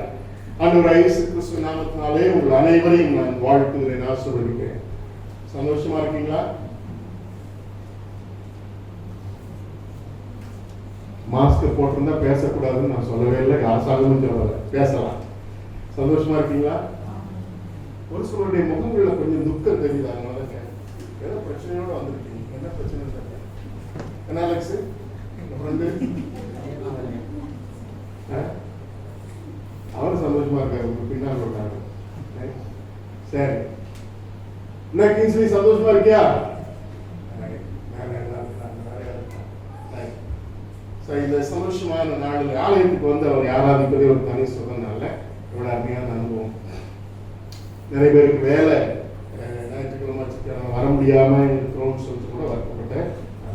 ஆனால் வீட்டில் உட்காந்துருக்கிறவங்க இருக்காங்க, அது வேற விஷயம்.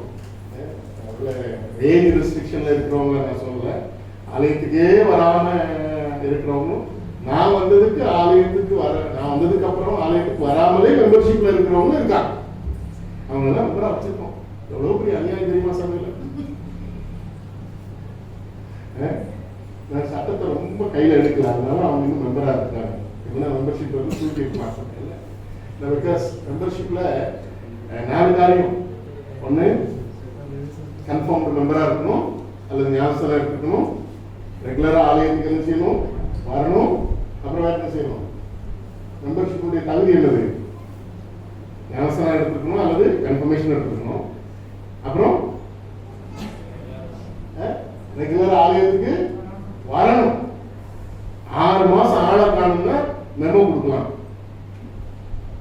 கமிட்டியில வைக்காமலே பாஸ்டரோ அல்லது செக்ரட்டரியோ சேர்ந்து மெமோ கொடுக்கலாம். சரியா? ஏன் வரல அப்படின்னு. அதுக்கப்புறம் அதுக்கும் அவங்க பதில் சொல்லலாம். அதுக்கப்புறம் ஒரு குறிப்பிட்ட அந்த மாதங்கள் எத்தனை தெரியல. இதெல்லாம் சட்டம் உங்களுக்கு தெரியாது, சட்டம். ஆனால் இப்போ என்ன பண்ணிட்டாங்கன்னா, மும்பையை பொறுத்தளவுல, ஏன் உலக நாடுகளை பொறுத்தளவுல மெம்பர்ஷிப் இம்பார்ட்டன்ஸ் கொடுக்காம இருக்கிறாங்க. பிப்ளிக்கலி அதுக்கு என்ன இருக்கு அப்படின்னு சொன்னா, it has got biblical background. ஒன்னே ஒன்று ஞாபகத்தில் வச்சுக்காங்க, God is Bible doesn't approve the independent churches. Bible nowhere in the Bible independent churches are encouraged or appreciated. எங்கேயாவது ஒரு ஆலயத்துல, ஒரு ஆர்கனைஸ்டு ஆலயத்துல we should be a member. நான் இதை ஏன் சொல்றேன்னா தெரிஞ்சவங்க தான் சொல்றேன். சரியா? ஸோ அதனால மெம்பர்ஷிப் இஸ் ஸோ இம்பார்ட்டன்ட். அதாவது மெம்பர்ஷிப்னோட ஏதாவது காணிக்க கொடுக்குறது சந்தாவா? சந்தா நம்ம ஊர்ல இந்த ஊர்ல ஃப்ரீ வில் அதுக்கு வச்சிருக்கீங்க. அது எது ஃப்ரீ வில் வச்சிருக்கீங்கன்னு தெரியல. அது சந்தாவா? அது சரியா? there is subscription. It is not free will offering. அது subscription தான். that guarantees your membership. சரியா? 50 ரூபாய் கொடுக்குறவங்களும் இதுதான் செய்யறாங்க. ஒரு காலத்துல 5000 ரூபாய் சம்பாதிச்சுட்டு அதே 50 ரூபா தான் கொடுத்துட்டாங்க. இன்னைக்கு 5 லட்சம் சம்பாதிச்சுட்டு அதே 50 ரூபா தான் கொடுத்துருக்காங்க. நாங்கள் வந்து பிள்ளைகளும் சேர்த்து சம்பாதிக்கிற கணக்கெல்லாம் சேர்த்து சொல்றேன். சரியா? ஸோ அதனால காணிக்கைகள் கொடுக்குற மெத்தடிஸ்டை பொறுத்தவரை மெம்பர்ஸ் எல்லாருமே நிறைய உற்சாகமாக காணிக்கை கொடுக்குறாங்க. அவங்களையும் குறை சொல்லலை. நாளைக்கு காலையில் வந்து மேலே அங்கி போட போகும்போது ஒரு சின்ன திருப்தி என் மனசுல மறுபடியும் ஞாபகம் இருந்துச்சு. கோயிலை கட்டி கொடுத்துருக்கு, இங்க வந்ததுல ஒரு விஷயத்தையாவது உருப்படியா செஞ்சிருக்கணும் அப்படிங்கிற மன திருப்தி ஏன்னு தெரியல காலையில் ஏற்படுத்துங்க. அங்கி போட்டு இருக்கும்போது இது சும்மா எல்லாத்தையும் இப்போ ஏதாவது பிரச்சனை இருக்கா, எங்கேயாவது கீரல் இருக்கா, இதெல்லாம் அப்படியே பார்த்துட்டு அங்கி போட்டுட்டு யோசிக்கும் போது சரி அட்லீஸ்ட் ஒரு மனசு ஒரு திருப்தி, ஒரு கோயிலையாவது உருப்படியா இருந்துட்டோம், கொஞ்சமாவது பெரிய அளவுல கட்டாட்டும் கொஞ்சமாவது கட்டி கொடுத்துட்டோம்னு ஒரு திருப்தி. அப்போ நான் என்ன சொல்ல வரேன்னா, membership that is so important. மெம்பர்ஷிப்புடைய விஷயத்தினால சொல்லிட்டாங்க. தொழில்கள் நாட்டு 100 ரூபா கொடுக்கணுமா 200 ரூபா கொடுக்கணுமா, அதை நீங்க உங்க இஷ்டத்துக்கு காணிக்க போடுறீங்க, உங்க இஷ்டத்துக்குலாம் காணிக்க சொல்றீங்க, கமிட்டி சொன்னா நாங்கள் கேட்கணுமா அப்படிலாம் நிறைய விஷயங்கள் இருக்குது. அதுக்கு எல்லாத்துக்கும் பிப்ளிக்கல் ரெஃபரன்ஸ் இருக்குது. பைபிள்ல இருக்கக்கூடிய சத்தியங்களின் அடிப்படையில் தான் மெம்பர்ஷிப்பும் உருவாக்கப்பட்டிருக்கிறது. சரிதானே?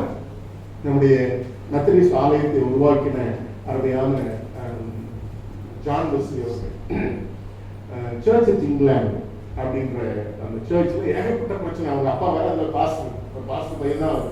சரியா? பாஸ்டர் ஒருத்தருக்கு கோர்ட் கேஸ் எங்க இருக்குது, செக்குலர் கோர்ட்ஸ்ல இருக்கு. மெம்பரா வருவாங்க, ஆனா ஒருத்தருக்கு எங்க இருக்கும் நிறைய கேசஸ் இருக்கு.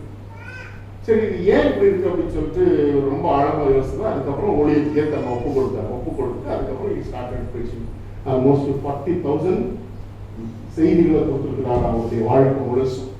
அவர் சொல்லுவார், அவருடைய குதிரை தான் அவருக்கு குறிப்பிட்ட இந்த பிரசங்க மேட, இந்த உலகம் தான் என்னுடைய திருஷபைன்னு சொல்லுவார். அவர் சரிங்களா, வேர்ல்ட் இஸ் மை பேரிஷ் அப்படின்னு சொன்னார். அவர் உட்கார்ந்து டிசிப்ளின் எழுதுறாரு. ஏன் நீ அங்க போற, உனக்கு சட்டத்திற்கு ஆண்டவர் எழுதி வச்சிருக்கோம், நீ எதுக்கு அங்க போறன்னு சொல்றா மெத்தடிஸ்ட் டிசிப்ளின் என்ன செய்யறாரு எழுதுறாரு. அதை கொஞ்சம் இந்தியாவுக்கு வந்ததுக்கு அப்புறம் இந்தியன் மெத்தடிஸ்ட் இந்தியன் கான்டெக்ஸ்டுக்கு ஏற்றமாக கொஞ்சம் மாடிஃபை பண்ணியிருக்காங்க. ஸோ அப்போ மெம்பர்ஷிப்புக்கு மெத்தடிஸ்ட்ல ரொம்ப முக்கியத்துவம் என்ன செய்யணும் கொடுக்குறோம். அதனால இப்போ சிஎன்ஐ ஆங்கிலிக்கன் சர்ச்சஸ்லாம் பார்த்தீங்கன்னா ஃபேமிலி மெம்பர்ஷிப்னு வச்சுருப்பாங்க. பட் அந்த மெத்தடிஸ்ட்ல வந்து individual membership. Once a person is confirmed and received into the church as full member, முழு அங்கத்தினராக திறப்படுத்தல் மூலமாக அங்கீகரிக்கப்பட்ட பின்பு he becomes an independent member of the church. So அப்போ அவங்களுக்கு இண்டிபெண்டன்ட் மெம்பர்ஷிப்னுடைய எலிஜிபிலிட்டிக்கு என்னெல்லாம் இருக்குதோ அவ்வளோத்தையும் என்ன செய்யணும், நம்ம ஃபுல்ஃபில் பண்ணியாகணும். ஸோ அதில் ஒன்று கண்டிப்பாக கோயிலுக்கு வந்து தான் ஆகணும். பாஸ்டர் நல்லா இருக்காரே இல்லையோ, பாஸ்டர் பிரசங்கம் பண்றது பிடிக்குதோ இல்லையோ, பாஸ்டரோட சண்டை போட்டிருக்கீங்களோ இல்லையோ, இல்லை பாஸ்டர் தான் சொல்ல முடியும். உங்களுக்குள்ள சண்டைன்னு சொன்னா நான் எனக்கு பிரச்சனையா இருக்கேன், நீங்க சண்டை போடுறதுலாம் சொல்ல முடியாது. ஏன்ட சண்டை போடுற விஷயங்கள், ஏன்ட பிரச்சனை போடுற விஷயங்கள் இதெல்லாம் இருக்கணும். ஆனா கோயிலுக்கு எப்படியாவது என்ன செய்யுங்க, முறைச்சி குற்ற முகத்தோடாவது ஐயா முறைச்சிட்டேயாவது வந்து கோயிலுக்கு என்ன செஞ்சிருங்க, அட்டன் பண்ணிருங்க. அதான் முக்கியமான ஒரு காரணம். உங்க வீட்டுல போய் எல்லாத்தையும் சொல்லுங்க, கேட்டுட்டு இருக்காங்க லைவா நிறைய பேர், அதனால எல்லாருக்கும் தெரியிட்டு தான் சொல்றேன். அதனால எல்லாரும் கோயிலுக்கு என்ன செய்யுங்க, ஐயரோட என்ன பிரச்சனை இருந்தாலும் சரி என்ன செஞ்சிருங்க, கோயிலுக்கு மட்டும் வராம என்ன செய்யறாங்க வாழ்க்கையில இருந்தா. That is the prime duty for each and every members of the church.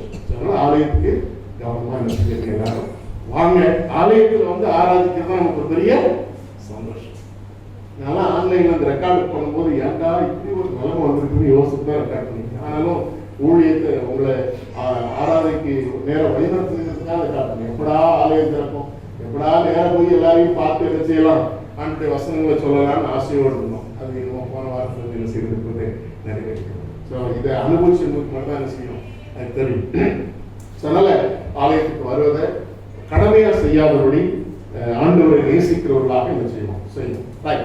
இந்த நாளில் நாம் தொடர்ச்சியாக ஒரு செய்தியை அதிகமாக ஒரு 2-3 வாரத்துக்குள்ளாக நான் முடிக்க விரும்புகிறேன். பட் இருந்தாலும் ஒரு பெரிய வாஸ்ட் சப்ஜெக்டா ஜெயம் கொள்ளுதலுக்கு தேவையான சர்வாயுத வர்க்கத்தை நாம் தரித்துக் கொண்டிருக்கிறோம். To conquer the world and conquer Satan, conquer sin, we need to put on the armor of God. மூன்றாவது ஆர்மர் என்பது ஆயத்தம் என்னும் சமாதானத்துக்குரிய சுவிசேஷம் என்னும் பாதரட்சி என்ன செய்ய நீங்கள் கொடுத்தவர்களாக இருக்கு. டிஃபென்சிவ் ஆர்மர் ஆஃப் காட், ஒரு நம்மை பாதுகாத்துக் கொள்வதற்குண்டான ஒரு அருமையான சர்வாயுத வர்க்கம் என்று சொல்லி நான் பார்க்கலாம். ஸோ இந்த சர்வாயுத வர்க்கத்தை குறித்து நீங்கள் பவுலடியார் கற்றுக் கொடுக்கும் பொழுது யூதர்களுக்கு அது ஒன்றும் புதுசு இல்லை. ஆல்ரெடி ஏசாயா தீர்க்கதரிசியில இதே சர்வாயுத வர்க்கத்தை குறித்து அங்கே சொல்லப்பட்டிருக்கு. இதே ஆவிக்குரிய சர்வாயுத வர்க்கத்தை உடையவராக ஏசாயா 57ஆம் அதிகாரத்துல வீட்டுல வாசிப்பாங்க. 59ஆம் அதிகாரத்துல 14ஆம் வசனத்தை நான் நினைக்கிறேன். ஆண்டவர் நீதியை மார்க்கவசமாக தரித்துக் கொண்டிருக்கிறார், சுவிசேஷத்தை பாதரட்சியாக தரித்துக் கொண்டிருக்கிறார் என்று சொல்லி ஏசாயா தீர்க்கதரிசி புத்தகத்தை வாசிக்கிறேன். நிறைய தீர்க்கதரிசன புத்தகங்கள்ல இந்த சர்வாயுத வர்க்கமானது ஜெயிப்பதற்குண்டான ஒரு ஆவிக்குரிய ஆயுதங்களாக சொல்லப்பட்டிருக்கிற கருத்தியலை தான் திருச்சபையின் காலத்திலே விசுவாசிகளாக இருக்கிற உங்களுக்கு எனக்கும் பவுலடிய அதே சர்வாயுத வர்க்கத்தை தரித்துக் கொண்டு உலகத்தையும் பிசாசுடைய அந்தகார சக்திகளையும் ஜெயிக்கணும்னு சொல்லிக் கொடுத்திருக்கிறார். இப்ப சர்வாயுத வர்க்கத்திலே மூன்றாவது சுருக்கமாக முடிக்கிறேன். மூன்றாவது சர்வாயுத வர்க்கமாகிய சுவிசேஷம். How can a good news be a armor? சுவிசேஷம் இருந்தாலும் நல்ல செய்தி. அந்த நல்ல செய்தி எப்படி எனக்கு ஆர்மரா இருக்கும், டிஃபென்சிவ் மெஷரா இருக்கும் அப்படின்னு சொல்லிட்டு நம்ம யோசிக்கலாம். ஸோ சுவிசேஷம் என்னது, நான் பாவியா இருந்தேன், எனக்கு ஒரு பாவத்திலிருந்து விடுதலை கொடுக்கக்கூடிய ஒரு பெரிய பாக்கியமும் சாக்கியமும் கிடைக்குது. நேற்று இரவுல தான் கொஞ்ச நேரம் உட்கார்ந்து யூடியூப்ல அகத்தியன் கேள்விப்பட்டிருக்கீங்களா, காரசாரமா பேசுறதையோட அவரை ஒரு ஏத்திஸ்ட் இன்டர்வியூ பண்ண வீடியோ பார்த்துருக்கோம். He was putting many questions before Pastor Agathian. And Agathian வந்து சில விஷயங்களை அந்த ஏசிஸ்க்கு சரியா சொல்லி கொடுக்கல, அதை நான் புரிஞ்சுக்கிட்டேன். ஏன் அதை சொல்லணும்னு எனக்கு தெரியல. But I will talk to Agathiyan pastor.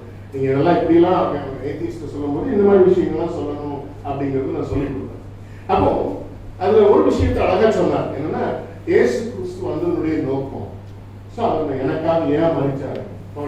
ஏசிஸ்ட் கேட்கிறேன், ஏன் அவர் வந்து நீங்க செஞ்ச தப்பா அவர் செஞ்சதா ஏற்றுக்கணும்?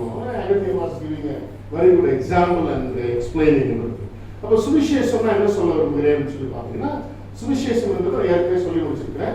இயேசு எனக்காக வந்தார், மரித்தார், அடக்கம் பண்ணப்பட்டார், உயிர் பிறந்தார். சிம்பிள் விளக்கம், எளிதான ஒரு விளக்கம். மரிக்கணும், அடக்கம் பண்ணப்படணும், உயிர் பிறந்தணும். பாவத்துக்காக மரிக்கணும், பாவத்துக்காக பாடுபட்டு மரிக்கணும். நம்ம பாடுபடல, அந்த பாட அவர் ஏற்றுக்கொண்டார். ஆனா பாவத்தை மறிக்க கொடுக்கணுமா வேண்டாமா? இல்லையா? நாம மறிக்க வேண்டாம், அதுக்காக தூக்கு போட்டுக்கூடாதுன்னு சொல்லி தூக்கு போட்டுக்கோ செத்து போன்னு சொல்ல வேதாகும். பாவத்தை மறிக்க கொடுத்துடணும். நான் செஞ்சுக்கிட்டு இருக்கிற செய்த பாவத்தை இனி செய்யாம இருப்பதற்கு அவனுடைய கருத்தை ஒப்பு கொடுத்துக்கணும். அது மறிக்க கொடுத்துருக்கு. That is dying along with Christ. Allowing the அல்லது keeping the அல்லது allowing the sin to be killed. பாவத்தை கொல்வதற்கு ஒப்பு கொடுக்கணும். சரி, கொண்டாச்சு. இப்ப அதை என்ன செய்யணும்? அடக்கம் பண்ணணும் இல்லையா? பாவம் எப்பவும் உயிரோட்டமுடையதான் இருக்கும். எல்லாருடைய மனசுலையும் என்னது இருக்குது? பாவம் இருக்கு. அந்த ஒரு நம்ம ஊர்ல பெரியவங்க சொல்லுவாங்க, குழந்தை பாவம் அறியாத குழந்தைன்னு சொல்லுவாங்க. அப்படிதான் சொல்லுவாங்க. கேள்விப்பட்டிருக்கீங்களா பெரியவங்க? மும்பை பிள்ளைகளுக்கு தெரியாது. பாவம் அறியாத குழந்தை, குழந்தை கடவுளுக்கு சமானம் அப்படிமா. குழந்தை கடவுளுக்கு சமானமா? அவங்க எல்லாம் சொல்றது என்னன்னா அவங்களுடைய இன்னசென்ஸையும் சொல்றாங்க, அவ்வளவுதான். அவங்களுடைய இன்னசென்ஸையும் அவங்களுடைய இக்னரன்ஸையும் அவங்களுடைய அறியாமையை சொல்லுகிறார்களே ஒழிய உண்மை நிலைமை என்னன்னா அந்த குழந்தைகிட்ட என்ன இருக்குது? பாவம் இருக்குது. அதனால சங்கீதக்காரன் தாவீது சொன்னார், என் தாய் என்னை பாவத்தில் கற்பட்டார். அப்போ விவரம் தெரிய வரும்பொழுதுதான் அது பண்ற அட்டுழியும் அயோக்கியத்தனமும் தெரிய வரும் இல்லையா? ஸோ அதுவரை அந்த பாவத்தினுடைய வித்து அவனுடைய மனசுல குழந்தையில இருக்கிறார். சரி, அப்ப அந்த பாவத்தை மன்னிக்கிற ஒரு பெரிய பாக்கியத்தை ஆண்டவர் எடுத்துக்கொண்டு நமக்கு பாவத்தை மன்னிக்கிறவராக இருக்கோம். பாவத்தை அழிக்க ஒப்பு கொடுத்து, பாவத்தை இனி செய்யாதபடி அடக்கம் பண்ண ஒப்பு கொடுத்து நான் வாழ முயற்சிக்கும் பொழுது, அதுக்கு இவங்க அழகா சொன்னார். நேற்று பதில் சொல்லும் பொழுது அழகா சொன்னார்.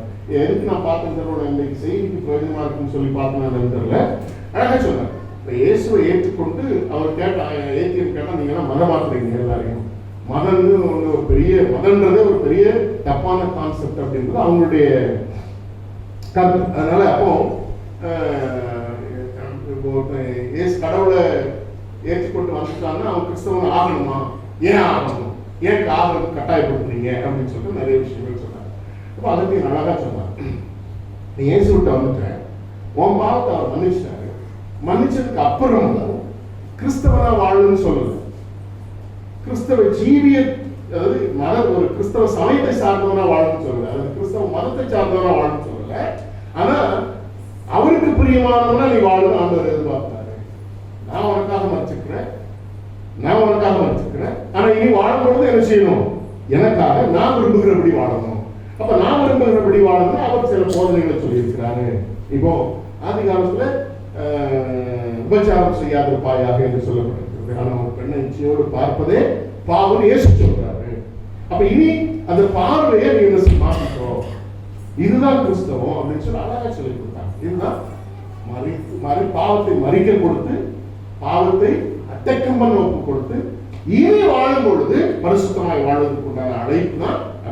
இதுதான் காஸ்பல், இதுதான் சுவிசேஷம்.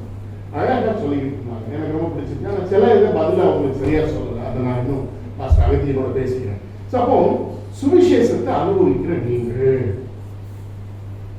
நீங்களும் நானும் இதை சுயநலத்தோடு வைத்துக் கொள்வதற்கு அழைக்கப்படுகிறது. கிறிஸ்தவ ஜீவியமானது இன்றைக்கு போதிக்கப்படுகிற போதனைகளின் அடிப்படையில் பார்க்கப்படுதுன்னு சொல்லி பார்த்தீங்கன்னா, Christianity has become so selfish. கிறிஸ்தவமானது சுயநலம் உள்ளதாக மாறிவிட்டது. நான் யோசிக்கிறேன், உங்களுக்கு ஒரு நாட்கள பைபிள் ஸ்டடிக்கு பதில பைபிள் ஸ்டடி ஒரு கோர்ஸை முடிச்சாச்சு. பைபிள் ஸ்டடிக்கு பதில நல்லா எல்லாம் ஓப்பன் ஆனதுக்கு அப்புறம் யோசிக்கிறேன், மிஷனரிஸுடைய லைஃப் ஹிஸ்டரிய இல்ல பயோகிராபிஸ் சொல்லி கொடுப்பாங்க. That is so important. உங்க பிள்ளைகளுக்கு நீங்க ஏதாவது சொல்லிக் கொடுக்கும் பொழுது வசனத்தோட கதைகளை சொல்லும் பொழுது மிஷனரிஸுடைய பயோகிராபிஸ் சொல்லிக் கொடுங்க. நிச்சயமா பிரயோஜனமா இருக்கும். இன்னைக்கு நான் சின்ன பையனா இருக்கும் பொழுது எனக்கு சண்டே ஸ்கூல் எடுத்தவங்க, எனக்கு பிபிஎஸ் எடுத்தவங்க எல்லாம் என்ன செய்வாங்க, மிஷனரி பயோகிராபிஸ் சொல்லிக் கொடுத்தாங்க. அதுதான் எனக்கு ஊழியத்துல இன்னைக்கு ஒரு பக்கபலமா இருக்குது. எத்தனை பேர் சாமுவேல் மாரிஸ் பத்தி கேள்விப்பட்டீங்க? How many of you have heard about Samuel Morris? Samuel Morris ரொம்ப குறைஞ்ச வருஷம் உயிரோடு இருந்த ஒரு பெரிய மிஷனரி. அண்ட் அமெரிக்காவை ஒரு பெரிய கலக்கினார் சாமுவேல் மாரிஸ். தெரியவே தெரியாத ஒரு மிஷனரி இல்லை. எல்லாம் நமக்கு தெரிஞ்ச மிஷனரி டேவிட் லிவிங்ஸ்டன் சொல்லுவோம், நம்ம ஊர்ல வந்து ராகுலர் டையர்னு சொல்லுவோம், போப்பை சொல்லுவோம், வேற யாரும் சொல்லுவோம் இல்லையா, இவ்வளவுதான் சொல்லுவோம். ஆனா அவங்களுடைய வாழ்க்கை வரலாறு தெரியுமா? தெரியாது. அந்த மிஷனரிஸ் அந்த நாட்கள்ல வந்தப்போ இல்ல சாமுவேல் மாரிஸ் ஒரு நாட்கள் அவங்களுக்கு சொல்லிட்டாங்க. ஒரு ஆதிவாசி தம்பி இயேசுவை ஏற்றுக்கொண்டது ஒரு பெரிய அற்புதமான ஒரு விஷயம்.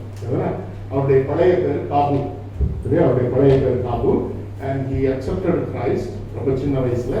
அண்ட் அமெரிக்காவுக்கு அவர் டிராவல் பண்ணதே it was a miraculous journey. இல்ல டிக்கெட் இல்லாம இப்ப நிறைய பேர் ட்ரெயின் எல்லாம் போறீங்க, பிடிச்சா பரவாயில்ல இல்லைன்னா வேக்சினேஷன் போட்டாதான் அலோவ் பண்றாங்க. நிறைய பேர் பரவாயில்ல பிடிச்சா 100 ரூபா தான் வாங்குறா, வேக்சினேஷன் பண்ணலாம், டிக்கெட் கொடுக்க மாட்டேங்குன்னு போயிட்டு சொல்ல. சரி, அப்படி காசே இல்லாம அற்புதமா டிராவல் பண்ணவர் சாமுவேல் மாரிஸ். பியூட்டிஃபுல்லான ஸ்டோரி. நீங்க வாசிப்பாங்க, கூகுள்ல சப்போ ஒரு அழகான ஒரு மிஷனரி. இப்போ இந்த மிஷனரி மாற்றம்னா இந்திய தேசத்துல வந்தப்போ எந்த விதமான சுயநலம் இல்லாதபடி என்ன செய்தாங்க? சுவிசேஷத்தை மற்றவங்களுக்கு சொன்னாங்க. இன்னைக்கு நம்ம சுவிசேஷத்தை நாம மட்டும் அனுபவிச்சுட்டு இருக்கோம் இல்லையா? மற்றவங்களுக்கு கொடுக்குறோமா சுவிசேஷத்தை? ஊர்ல அசனம் நடக்கும், தெரியுமா உங்களுக்கு? ஏன்னா அசனன்ற தமிழ் வார்த்தை peace, I don't know the exact name for asanam. அந்த நாட்கள் வந்து வெள்ளக்கார மிஷனரிஸ் என்ன செய்வாங்கன்னா பிரதிஷ்டை பண்டிகை அன்னைக்கு சாப்பாடு போடுவாங்க. சரியா? சாப்பாடு போட்டாங்கன்னா எத்தனை பேர் விஞ்ஞானபுரம் பக்கத்துல யாராவது இருக்கீங்களா? விஞ்ஞானபுரம் அசனத்துக்கு யாராவது இருக்கீங்களா? விஞ்ஞானபுரம் வாழ்க்கையில ஒரு முறையாவது விஞ்ஞானபுரம் ஆசனத்துக்கு போய் பாருங்க. சரியா? இப்போ பைப்ல சப்ளை பண்றாங்க, சாம்பார் ரசம் அந்த அளவுக்கு பெருசா செய்யறாங்க. அந்த நாட்கள் என்ன பண்ணுவாங்கன்னா, நான் காலேஜ்ல ஸ்கூல்ல படிக்கிற நாட்கள்ல விஞ்ஞானபுரம் ஆசனத்துக்கு 2 தடவை போயிருக்கேன். வண்டி போட்டு மாட்டு வண்டி போட்டுட்டு பாத்திரங்களை கொண்டு வருவாங்க. வீட்டுல இருந்து வண்டி போட்டுட்டு பாத்திரங்களை கொண்டு வருவாங்க. இவங்க அங்க இலையில உட்கார்ந்து சாப்பிட்டுட்டு அதுக்கப்புறம் வண்டியில கொண்டு பெரிய பெரிய அண்டாபத்தாலும் கொண்டு வருவாங்க. அதெல்லாம் சர்ச்சில் உள்ள மெம்பர்ஸ் நினைச்சாங்க. அது ஆர்டர் என்னன்னா அதெல்லாம் நினைச்சு கொடுத்துருக்கு யாருக்கும். ஈவன் மட்டன் கூட இவ்வளவு பெரிய அண்டால வாங்கி போறவங்கலாம் உண்டு. அந்த அசன சாப்பாடை சாப்பிட்றதுக்கு காயல்படுத்தத்துல இருந்து இஸ்லாமியர்கள், மற்ற சுற்று வட்டாரத்திலிருந்து இயேசு அறியாத குடும்பங்களோட எல்லாம் வருவாங்க. அப்படி வந்து அது ஆரம்பிச்சனுடைய நோக்கம் என்ன தெரியுமா? One method of doing the evangelism. அது சுவிசேஷத்தை அறிவிப்பதற்கான ஒரு அழகான ஒரு வழிமுறை. அப்படி அசனத்துக்கு வந்து இயேசுவை ஏற்றுக்கொண்ட விசுவாசிகள் உண்டு, கிறிஸ்தவர்கள் உண்டு. அதுக்கப்புறம் இயேசுடைய மெய்யான தெய்வம் என்பதை புரிந்து கொண்டவர்கள் உண்டு. அதுல அற்புதத்தை பெற்றுக்கொண்டவர்களும் உண்டு. அது ஒரு விஷயம். அது ஒரு ஊரை இயேசுவை ஏற்றுக்கொண்டிருக்குங்க. அசன சாப்பாட்டுக்கு புறத்து வந்து வண்டி கட்டி வந்து ஒரு ஊரை இயேசுவை ஏற்றுக்கொண்டிருக்கு. நான் ஏன் சொல்ல வருகிறேன் என்றால், அந்த நாட்களில் உள்ள மிஷனரிஸ் எல்லாம் என்ன செய்யல, தாம் பெற்ற இன்பமாகிய அந்த பாவ மன்னிப்பாகிய ரட்சிப்பின் சுவிசேஷத்தை நாங்க மட்டும் வச்சுட்டு கோயிலுக்குள்ளே ஆரம்பிட்டு கோயிலே வந்து கோயிலே வச்சுட்டு என்ன செஞ்சாங்க? எல்லாம் அனுபவிச்சாங்க. வேத பாடமா வாசி கேட்ட ஒரு அருமையான பகுதி இல்ல, the lepers were a beautiful evangelist of those time இல்ல, in Samaria. அந்த சமாரியா பட்டணத்துல அந்த கிறிஸ்துவர்கள் என்ன அழகான ஒரு சுவிசேஷ ஊழியத்தை செஞ்சாங்க தெரியுமா?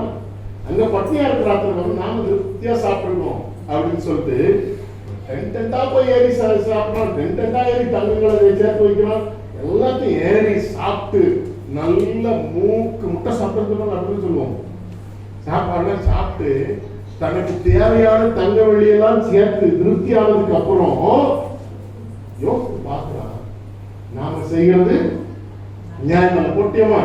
இதுக்குள்ள நான் நீ போல சரியா?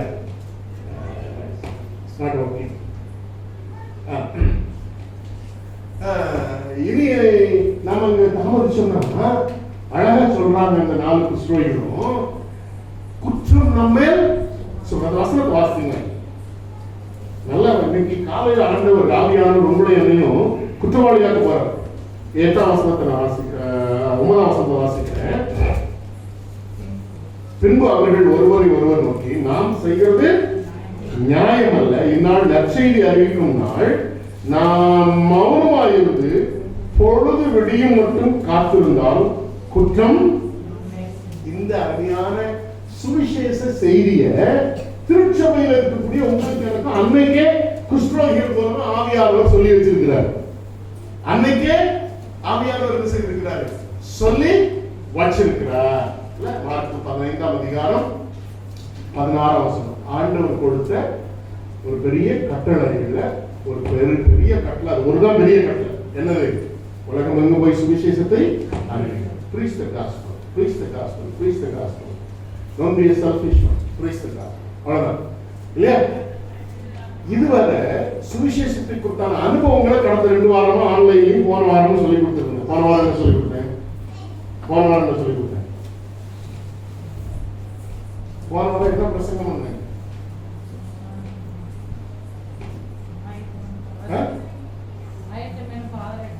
என்னமா? ஆமா, அதுதான் பிரசங்கம். போன வாரம் அதுல என்ன சொல்லி கொடுத்தேன்? உங்க வீட்டுக்கு நீங்க சுவிசேஷமான சொல்லி கொடுத்தீங்க. First do the ministry in your family. உங்க வீட்டுல இயேசுவை ஏற்றுக்கொள்ளாம ஒருத்தர் இருக்காங்க, தெரியுமா உங்களுக்கு? தெரியுமா தெரியாது?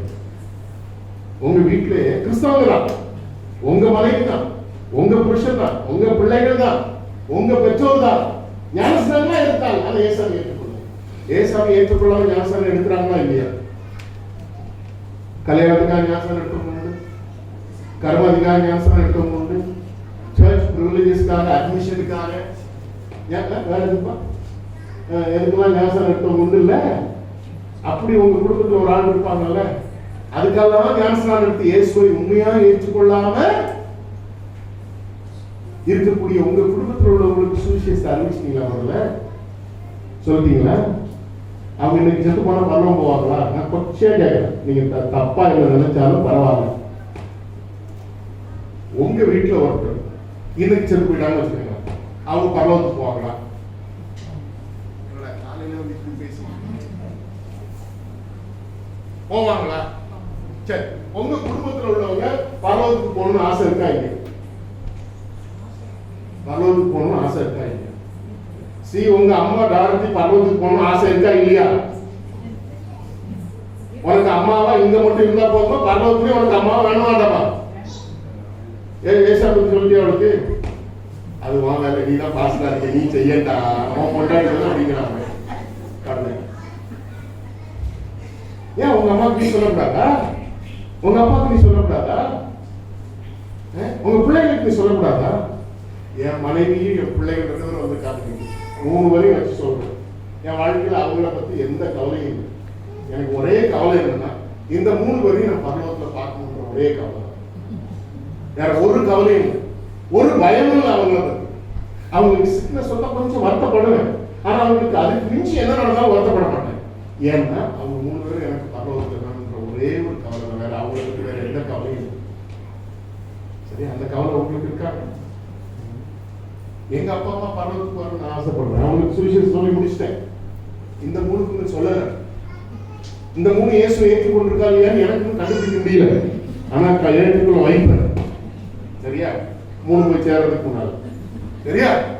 அப்போ என் வீட்டுல இன்னும் சுவிசேஷம் அறிவிக்கப்படாம இருக்குன்றதா போன வாரம் படிச்சு சொல்லி கொடுத்தேன். அடுத்த வாரமாவது வந்து சொல்லுங்க, எங்க வீட்டுல யார் சேர்த்தாலும் பரலோகத்துக்கு போயிடுவாங்கன்னு எத்தனை பேருக்கு சொல்ல தைரியம் இருக்கு? அவங்க தான் உங்க வீட்டுல ஊழியம் இருக்கிறாங்க. அந்த ஊழியத்தை செஞ்சுட்டு அதுக்கப்புறம் இன்னைக்கு கேட்கிற செய்தி உலகத்தின் முடிவு வரைக்கும் போய் என்ன செய்யுங்க, சுவிசேஷத்தை அறிவிக்கலாம். அவதான் போன வாரம் சொன்ன ஞாபகம் இருக்கா? இப்போ ஞாபகம் வச்சா இல்லையா? நீங்க வரல, அதனால ஞாபகம் இல்லை. ஜெமிக்கு முதல்ல சுவிசேஷம் சொல்லணும். ஜெமி இருந்தா சொல்லியிருப்பாரு, லிவிங்ஸ்டனுக்கு முதல்ல சுவிசேஷம் சொல்லணுமாங்க. சரியா? அப்போ சுவிசேஷம் என் குடும்பத்தில் உள்ளவங்க சுவிசேஷத்தை அனுபவிச்சிருக்காங்களா, வாழ்ந்து இருக்காங்களா, அவங்க ஆயத்தமா இருக்காங்களா? ஆயத்தம்ன்றது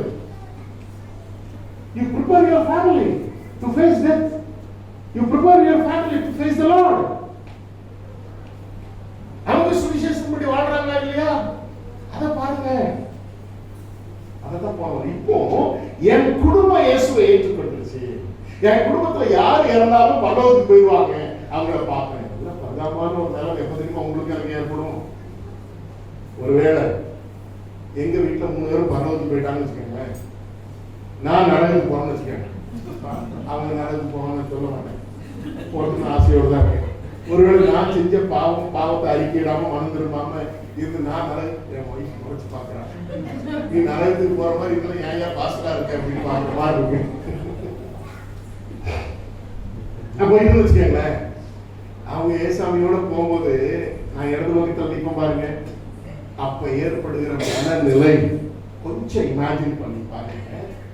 இத்தனை பேர் இயேசுவை நான் நிறைய பேர் சுவிசேஷம் சொல்லியிருக்கேன். எத்தனை பேர் சொல்லி எனக்கு கணக்கே கிடையாது. ஏன்னா காலையில் 4 வருஷம் கிராமங்கள் டோர் போய் சுவிசேஷம் சொல்லியிருக்கேன். எத்தனை பேர் அதில் இயேசுவை ஏற்றுக்கொண்டாங்க எனக்கு தெரியவே தெரியாது. இங்க வந்ததுக்கு அப்புறம் நிறைய ஆபரேஷன்லாம் எனக்கு மெயின் வேலையே நான் செஞ்சது சுவிசேஷம் சொல்லியிருந்தேன். கிட்டத்தட்ட 150 குடும்பங்களுக்கு மேல சுவிசேஷம் சொல்லி 4 பேர் தான் கிறிஸ்தவங்க, மற்ற எல்லாருமே அங்கே இந்துக்கள் தான். என் கையில ஞானசனம் பண்றேன், சுவிசேஷம் சொல்லி எதுவும் சொன்னதில்லை. நானே பரவத்துக்கு போனேன்னு அந்த நேரத்துல நான் சுவிசேஷம் சொல்லி ஏற்றுக்கொண்டவங்களும் என் குடும்பத்துல 3 பேரும் ஏசாமியோடு வலது பக்கத்துல நிற்கும் போது நான் இடது பக்கத்துல இருந்தேன்னா என் மனநிலையை கொஞ்சம் யோசிச்சு பாருங்க. என் மனம் எவ்வளவு வேதனைப்படும். உலகத்திலே அது செத்து போனா இப்படி மனஸ்தாபமா வருமா? வரும். அப்ப என்னுடைய மனஸ்தாபத்தினுடைய கொடூரத்தை கொஞ்சம் யோசிச்சு பாருங்க. அந்த நிலைமை உங்களுக்கு எனக்கு வரக்கூடாது. அந்த நிலைமை என் திருச்சபையில் இருக்கக்கூடிய யாருக்கு வரக்கூடாது. அதான் பேசிட்டு இருக்கேன். அதான் போனவாரம் சொன்னேன். என் திருச்சபையில் யாராவது மறிச்சிட்டாங்கன்னா எனக்கு இருக்கிற ஒரே ஒரு கவலை மறிச்சிருக்காங்க, வருத்தப்பட மாட்டேன்.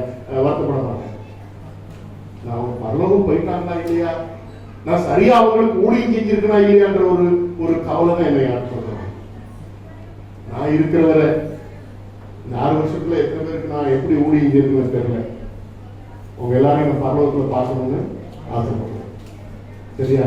அதே போல என் குடும்பத்தோட எல்லாரையும் பரலோகத்துல பார்க்கணும்னு ஆசைப்படுறேன். அந்த ஒரு ஆசையை தவிர ஊழியத்துல வேற ஒண்ணுமே கிடையாது. சரியா? இன்னைக்கு நேரம் ஆனதுனால அந்த செய்தி வருகிற வார்த்தை உங்களோட கொடுக்கிறேன். ஒரே ஒரு அந்த செய்தியுடைய வாக்கியத்தோடு முடிக்க வருகிறேன்.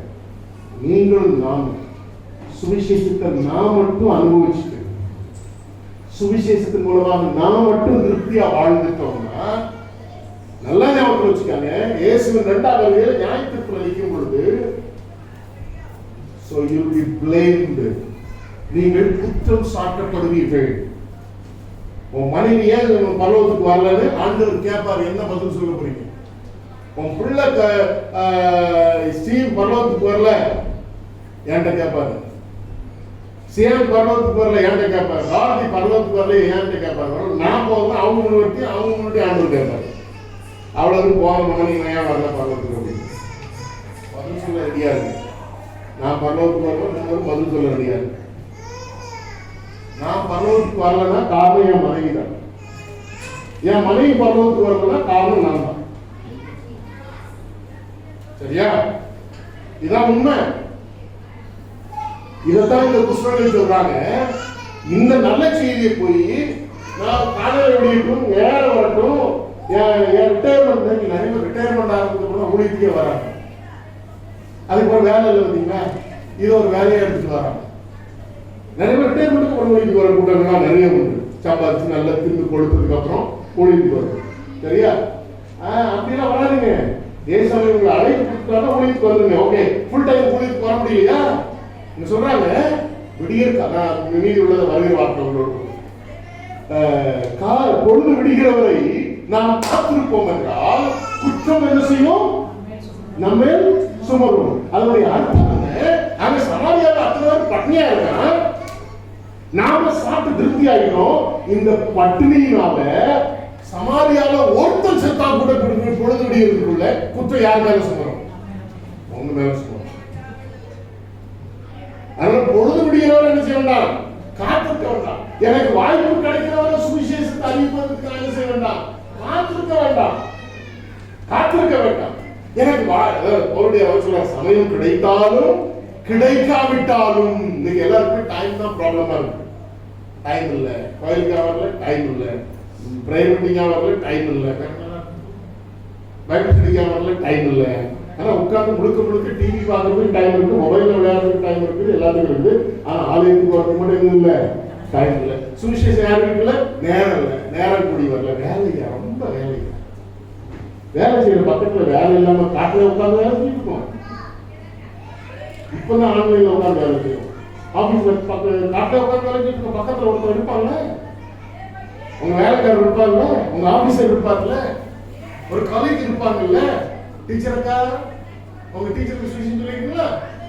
ஏசு ஏற்றுக்கொள்ளாத டீச்சருக்கு உங்க டீச்சர் ஒண்ணா இருப்பாங்கல்ல, 4th ஸ்டாண்டர்ட்ல சுவிசேஷம் சொல்லிருக்கீங்களா? அது இயேசு ஏற்றுக்கொள்ளாம பாவத்தினால இங்க எப்படி பட்டினால செத்து போறதுக்கு முன்னால சுவிசேஷம் அறிவிச்சிருந்தது கிறிஸ்துவை நினைச்சாங்களோ அதை போல அது பாவத்துல செத்து போறதுக்கு முன்னால எதுவும் சொல்லிடணும். சொல்லிட்டீங்கன்னா பிரச்சனை இல்லை. அதுக்கப்புறம் அது பாவத்தோட செத்தாலும் குற்றம் உங்க மேல வராது, யார் மேல வரும்? அது அவங்க மேல வரும்.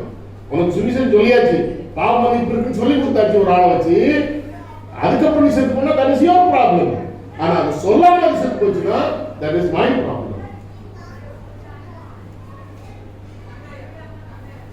ஏசுவாமி வருகிற நாட்கள்ல சுவிசேஷத்தை அறிவிக்கவில்லை என்கிறதான குற்றச்சாட்டு ஏன் ஆலயத்தில் இருக்கக்கூடிய எந்த மெம்பர்னாலையும் ஏசாமி எடுக்கிறார்.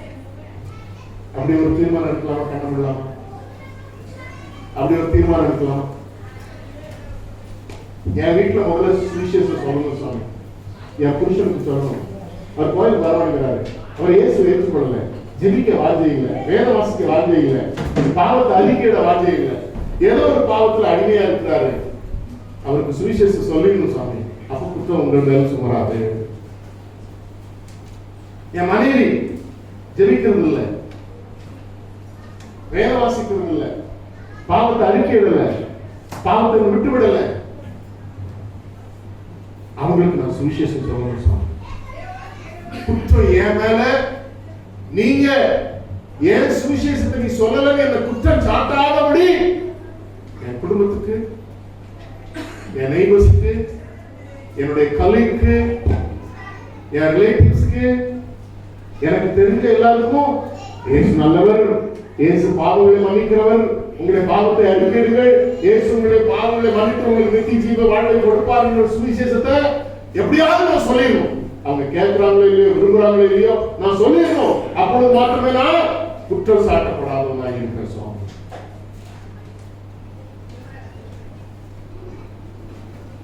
ஆலயத்திற்கு சொல்லும் பொழுது சுவிசேஷம் அறிவிக்காத குற்றம் எங்கள் மேல் சுமராதபடி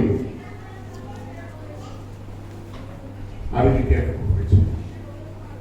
அர்ப்பணிக்க பிள்ளைகளை ஆசிரியர் இயேசு கிறிஸ்து நாமத்தில் பிதாவே. யாவர் விழுந்து தேவனை நாம் நினைத்தார்கள். ஆராதனை முடிவுக்கு கீர்த்தனைகள் 70ஆம் கீர்த்தனை பார்க்கிறோம். கீர்த்தனை 70 பார்க்கிறோம்.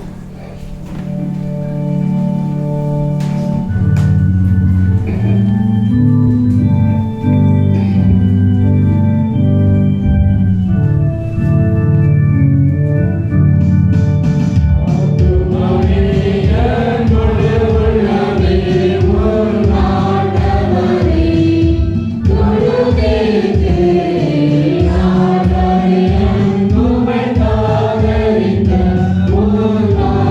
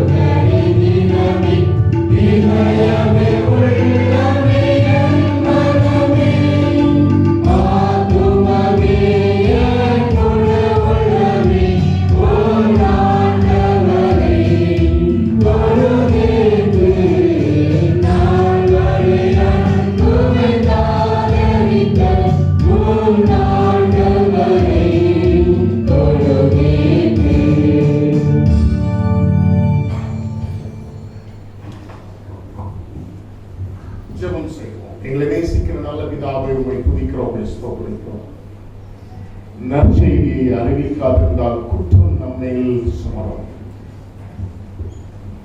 சுவிசேஷத்தை அறிவிப்பதற்கு மாத்திரம் சாக்கு போக்கும் சொல்லக்கூடாது, காத்திருக்கவும் கூடாது. இருக்கிறதான செய்தியோடு கூட இந்த நல்ல நாளில் எங்களை உங்களுடைய மேலான ஆசீர்வாதத்தோடு கூட இந்த ஆராதனையில கலந்து கொள்ள உதவி செய்திருக்கிறீர்கள். நான் ரட்சிக்கப்பட, என் குடும்பம் ரட்சிக்கப்பட, ரட்சிப்பின் சுவிசேஷமாகிய ஆயத்தம் என்னும் பாதரட்சியை அணிந்தவர்களாய் எப்பொழுதும் ஆயத்தமாயிருக்க, ஒருவேளை என்னுடைய மரணம் வந்து வந்தால் மரணத்திற்கோ, உங்களுடைய வருகை வந்து வந்தால் உங்களுடைய வருகைக்கோ சுவிசேஷத்தினால் ஆயத்தப்படத்தக்கதாக, எங்களுடைய குடும்பத்தை ஆயத்தப்படுத்தத்தக்கதாக, எங்களோடு கூட இருக்கிறவர்களை ஆயத்தப்படுத்தத்தக்கதாக, எங்களுக்கு அறிமுகமானவர்களை, எங்களுடைய உறவினர்களை, எங்களுடைய உடன் ஊழியர்களை, உடன் பணியாளர்களை, எங்களுடைய கம்பெனியில் வேலை செய்கிறவர்களை, எங்களுடைய ஆபீஸ்ல வேலை செய்கிறவர்களை ஆயத்தப்படுத்த அழைத்திருக்கிறேன் சுவாமி. பிள்ளைகள் கொடுத்திருக்கிற காணிக்கைகளுக்காக ஸ்தோத்திரிக்கிறோம். ஆண்டவரை காணிக்கைகள் மூலமாக மகிமைப்படுத்தி இருக்கிறார்கள். வாயின் வார்த்தைகளினாலே எடுத்த துதி ஸ்தோத்திர பலிகளினாலே மகிமைப்படுத்த ஆண்டவர் தந்த கிருபைகளுக்காக ஸ்தோத்திரித்து பிள்ளைகள் செலுத்திருக்கிற துதி ஸ்தோத்திர பலியாகிய காணிக்கை பலியையும் நீர் அங்கீகரித்து அதை பெருகு பண்ணி அவர்களை தொடர்ந்து ஆசீர்வதிக்கும்படியாக உங்களுடைய கருத்தில் கற்றுக்கொண்டதை உங்களுடைய கருத்தை தாழ்த்து தேவ சமாதானத்தோடு ஒவ்வொருடைய வாழ்வையும் நீர் பாதுகாத்துக் கொள்ளும். இயேசு கிறிஸ்துவின் நாமத்தில் ஜெபிக்கிறேன் நல்ல பிதாவே.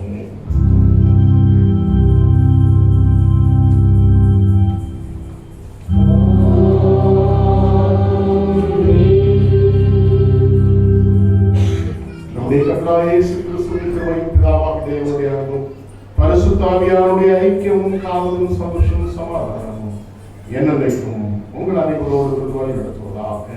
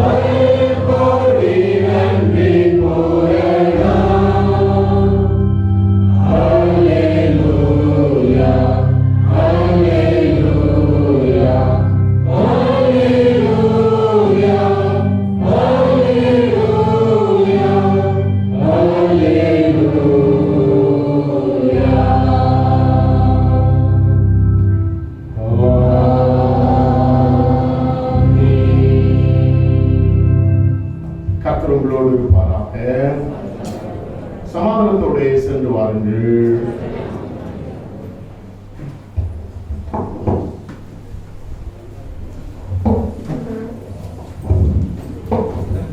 கமிட்டி அமைச்சர்கள் உடனே கூறுங்கள்.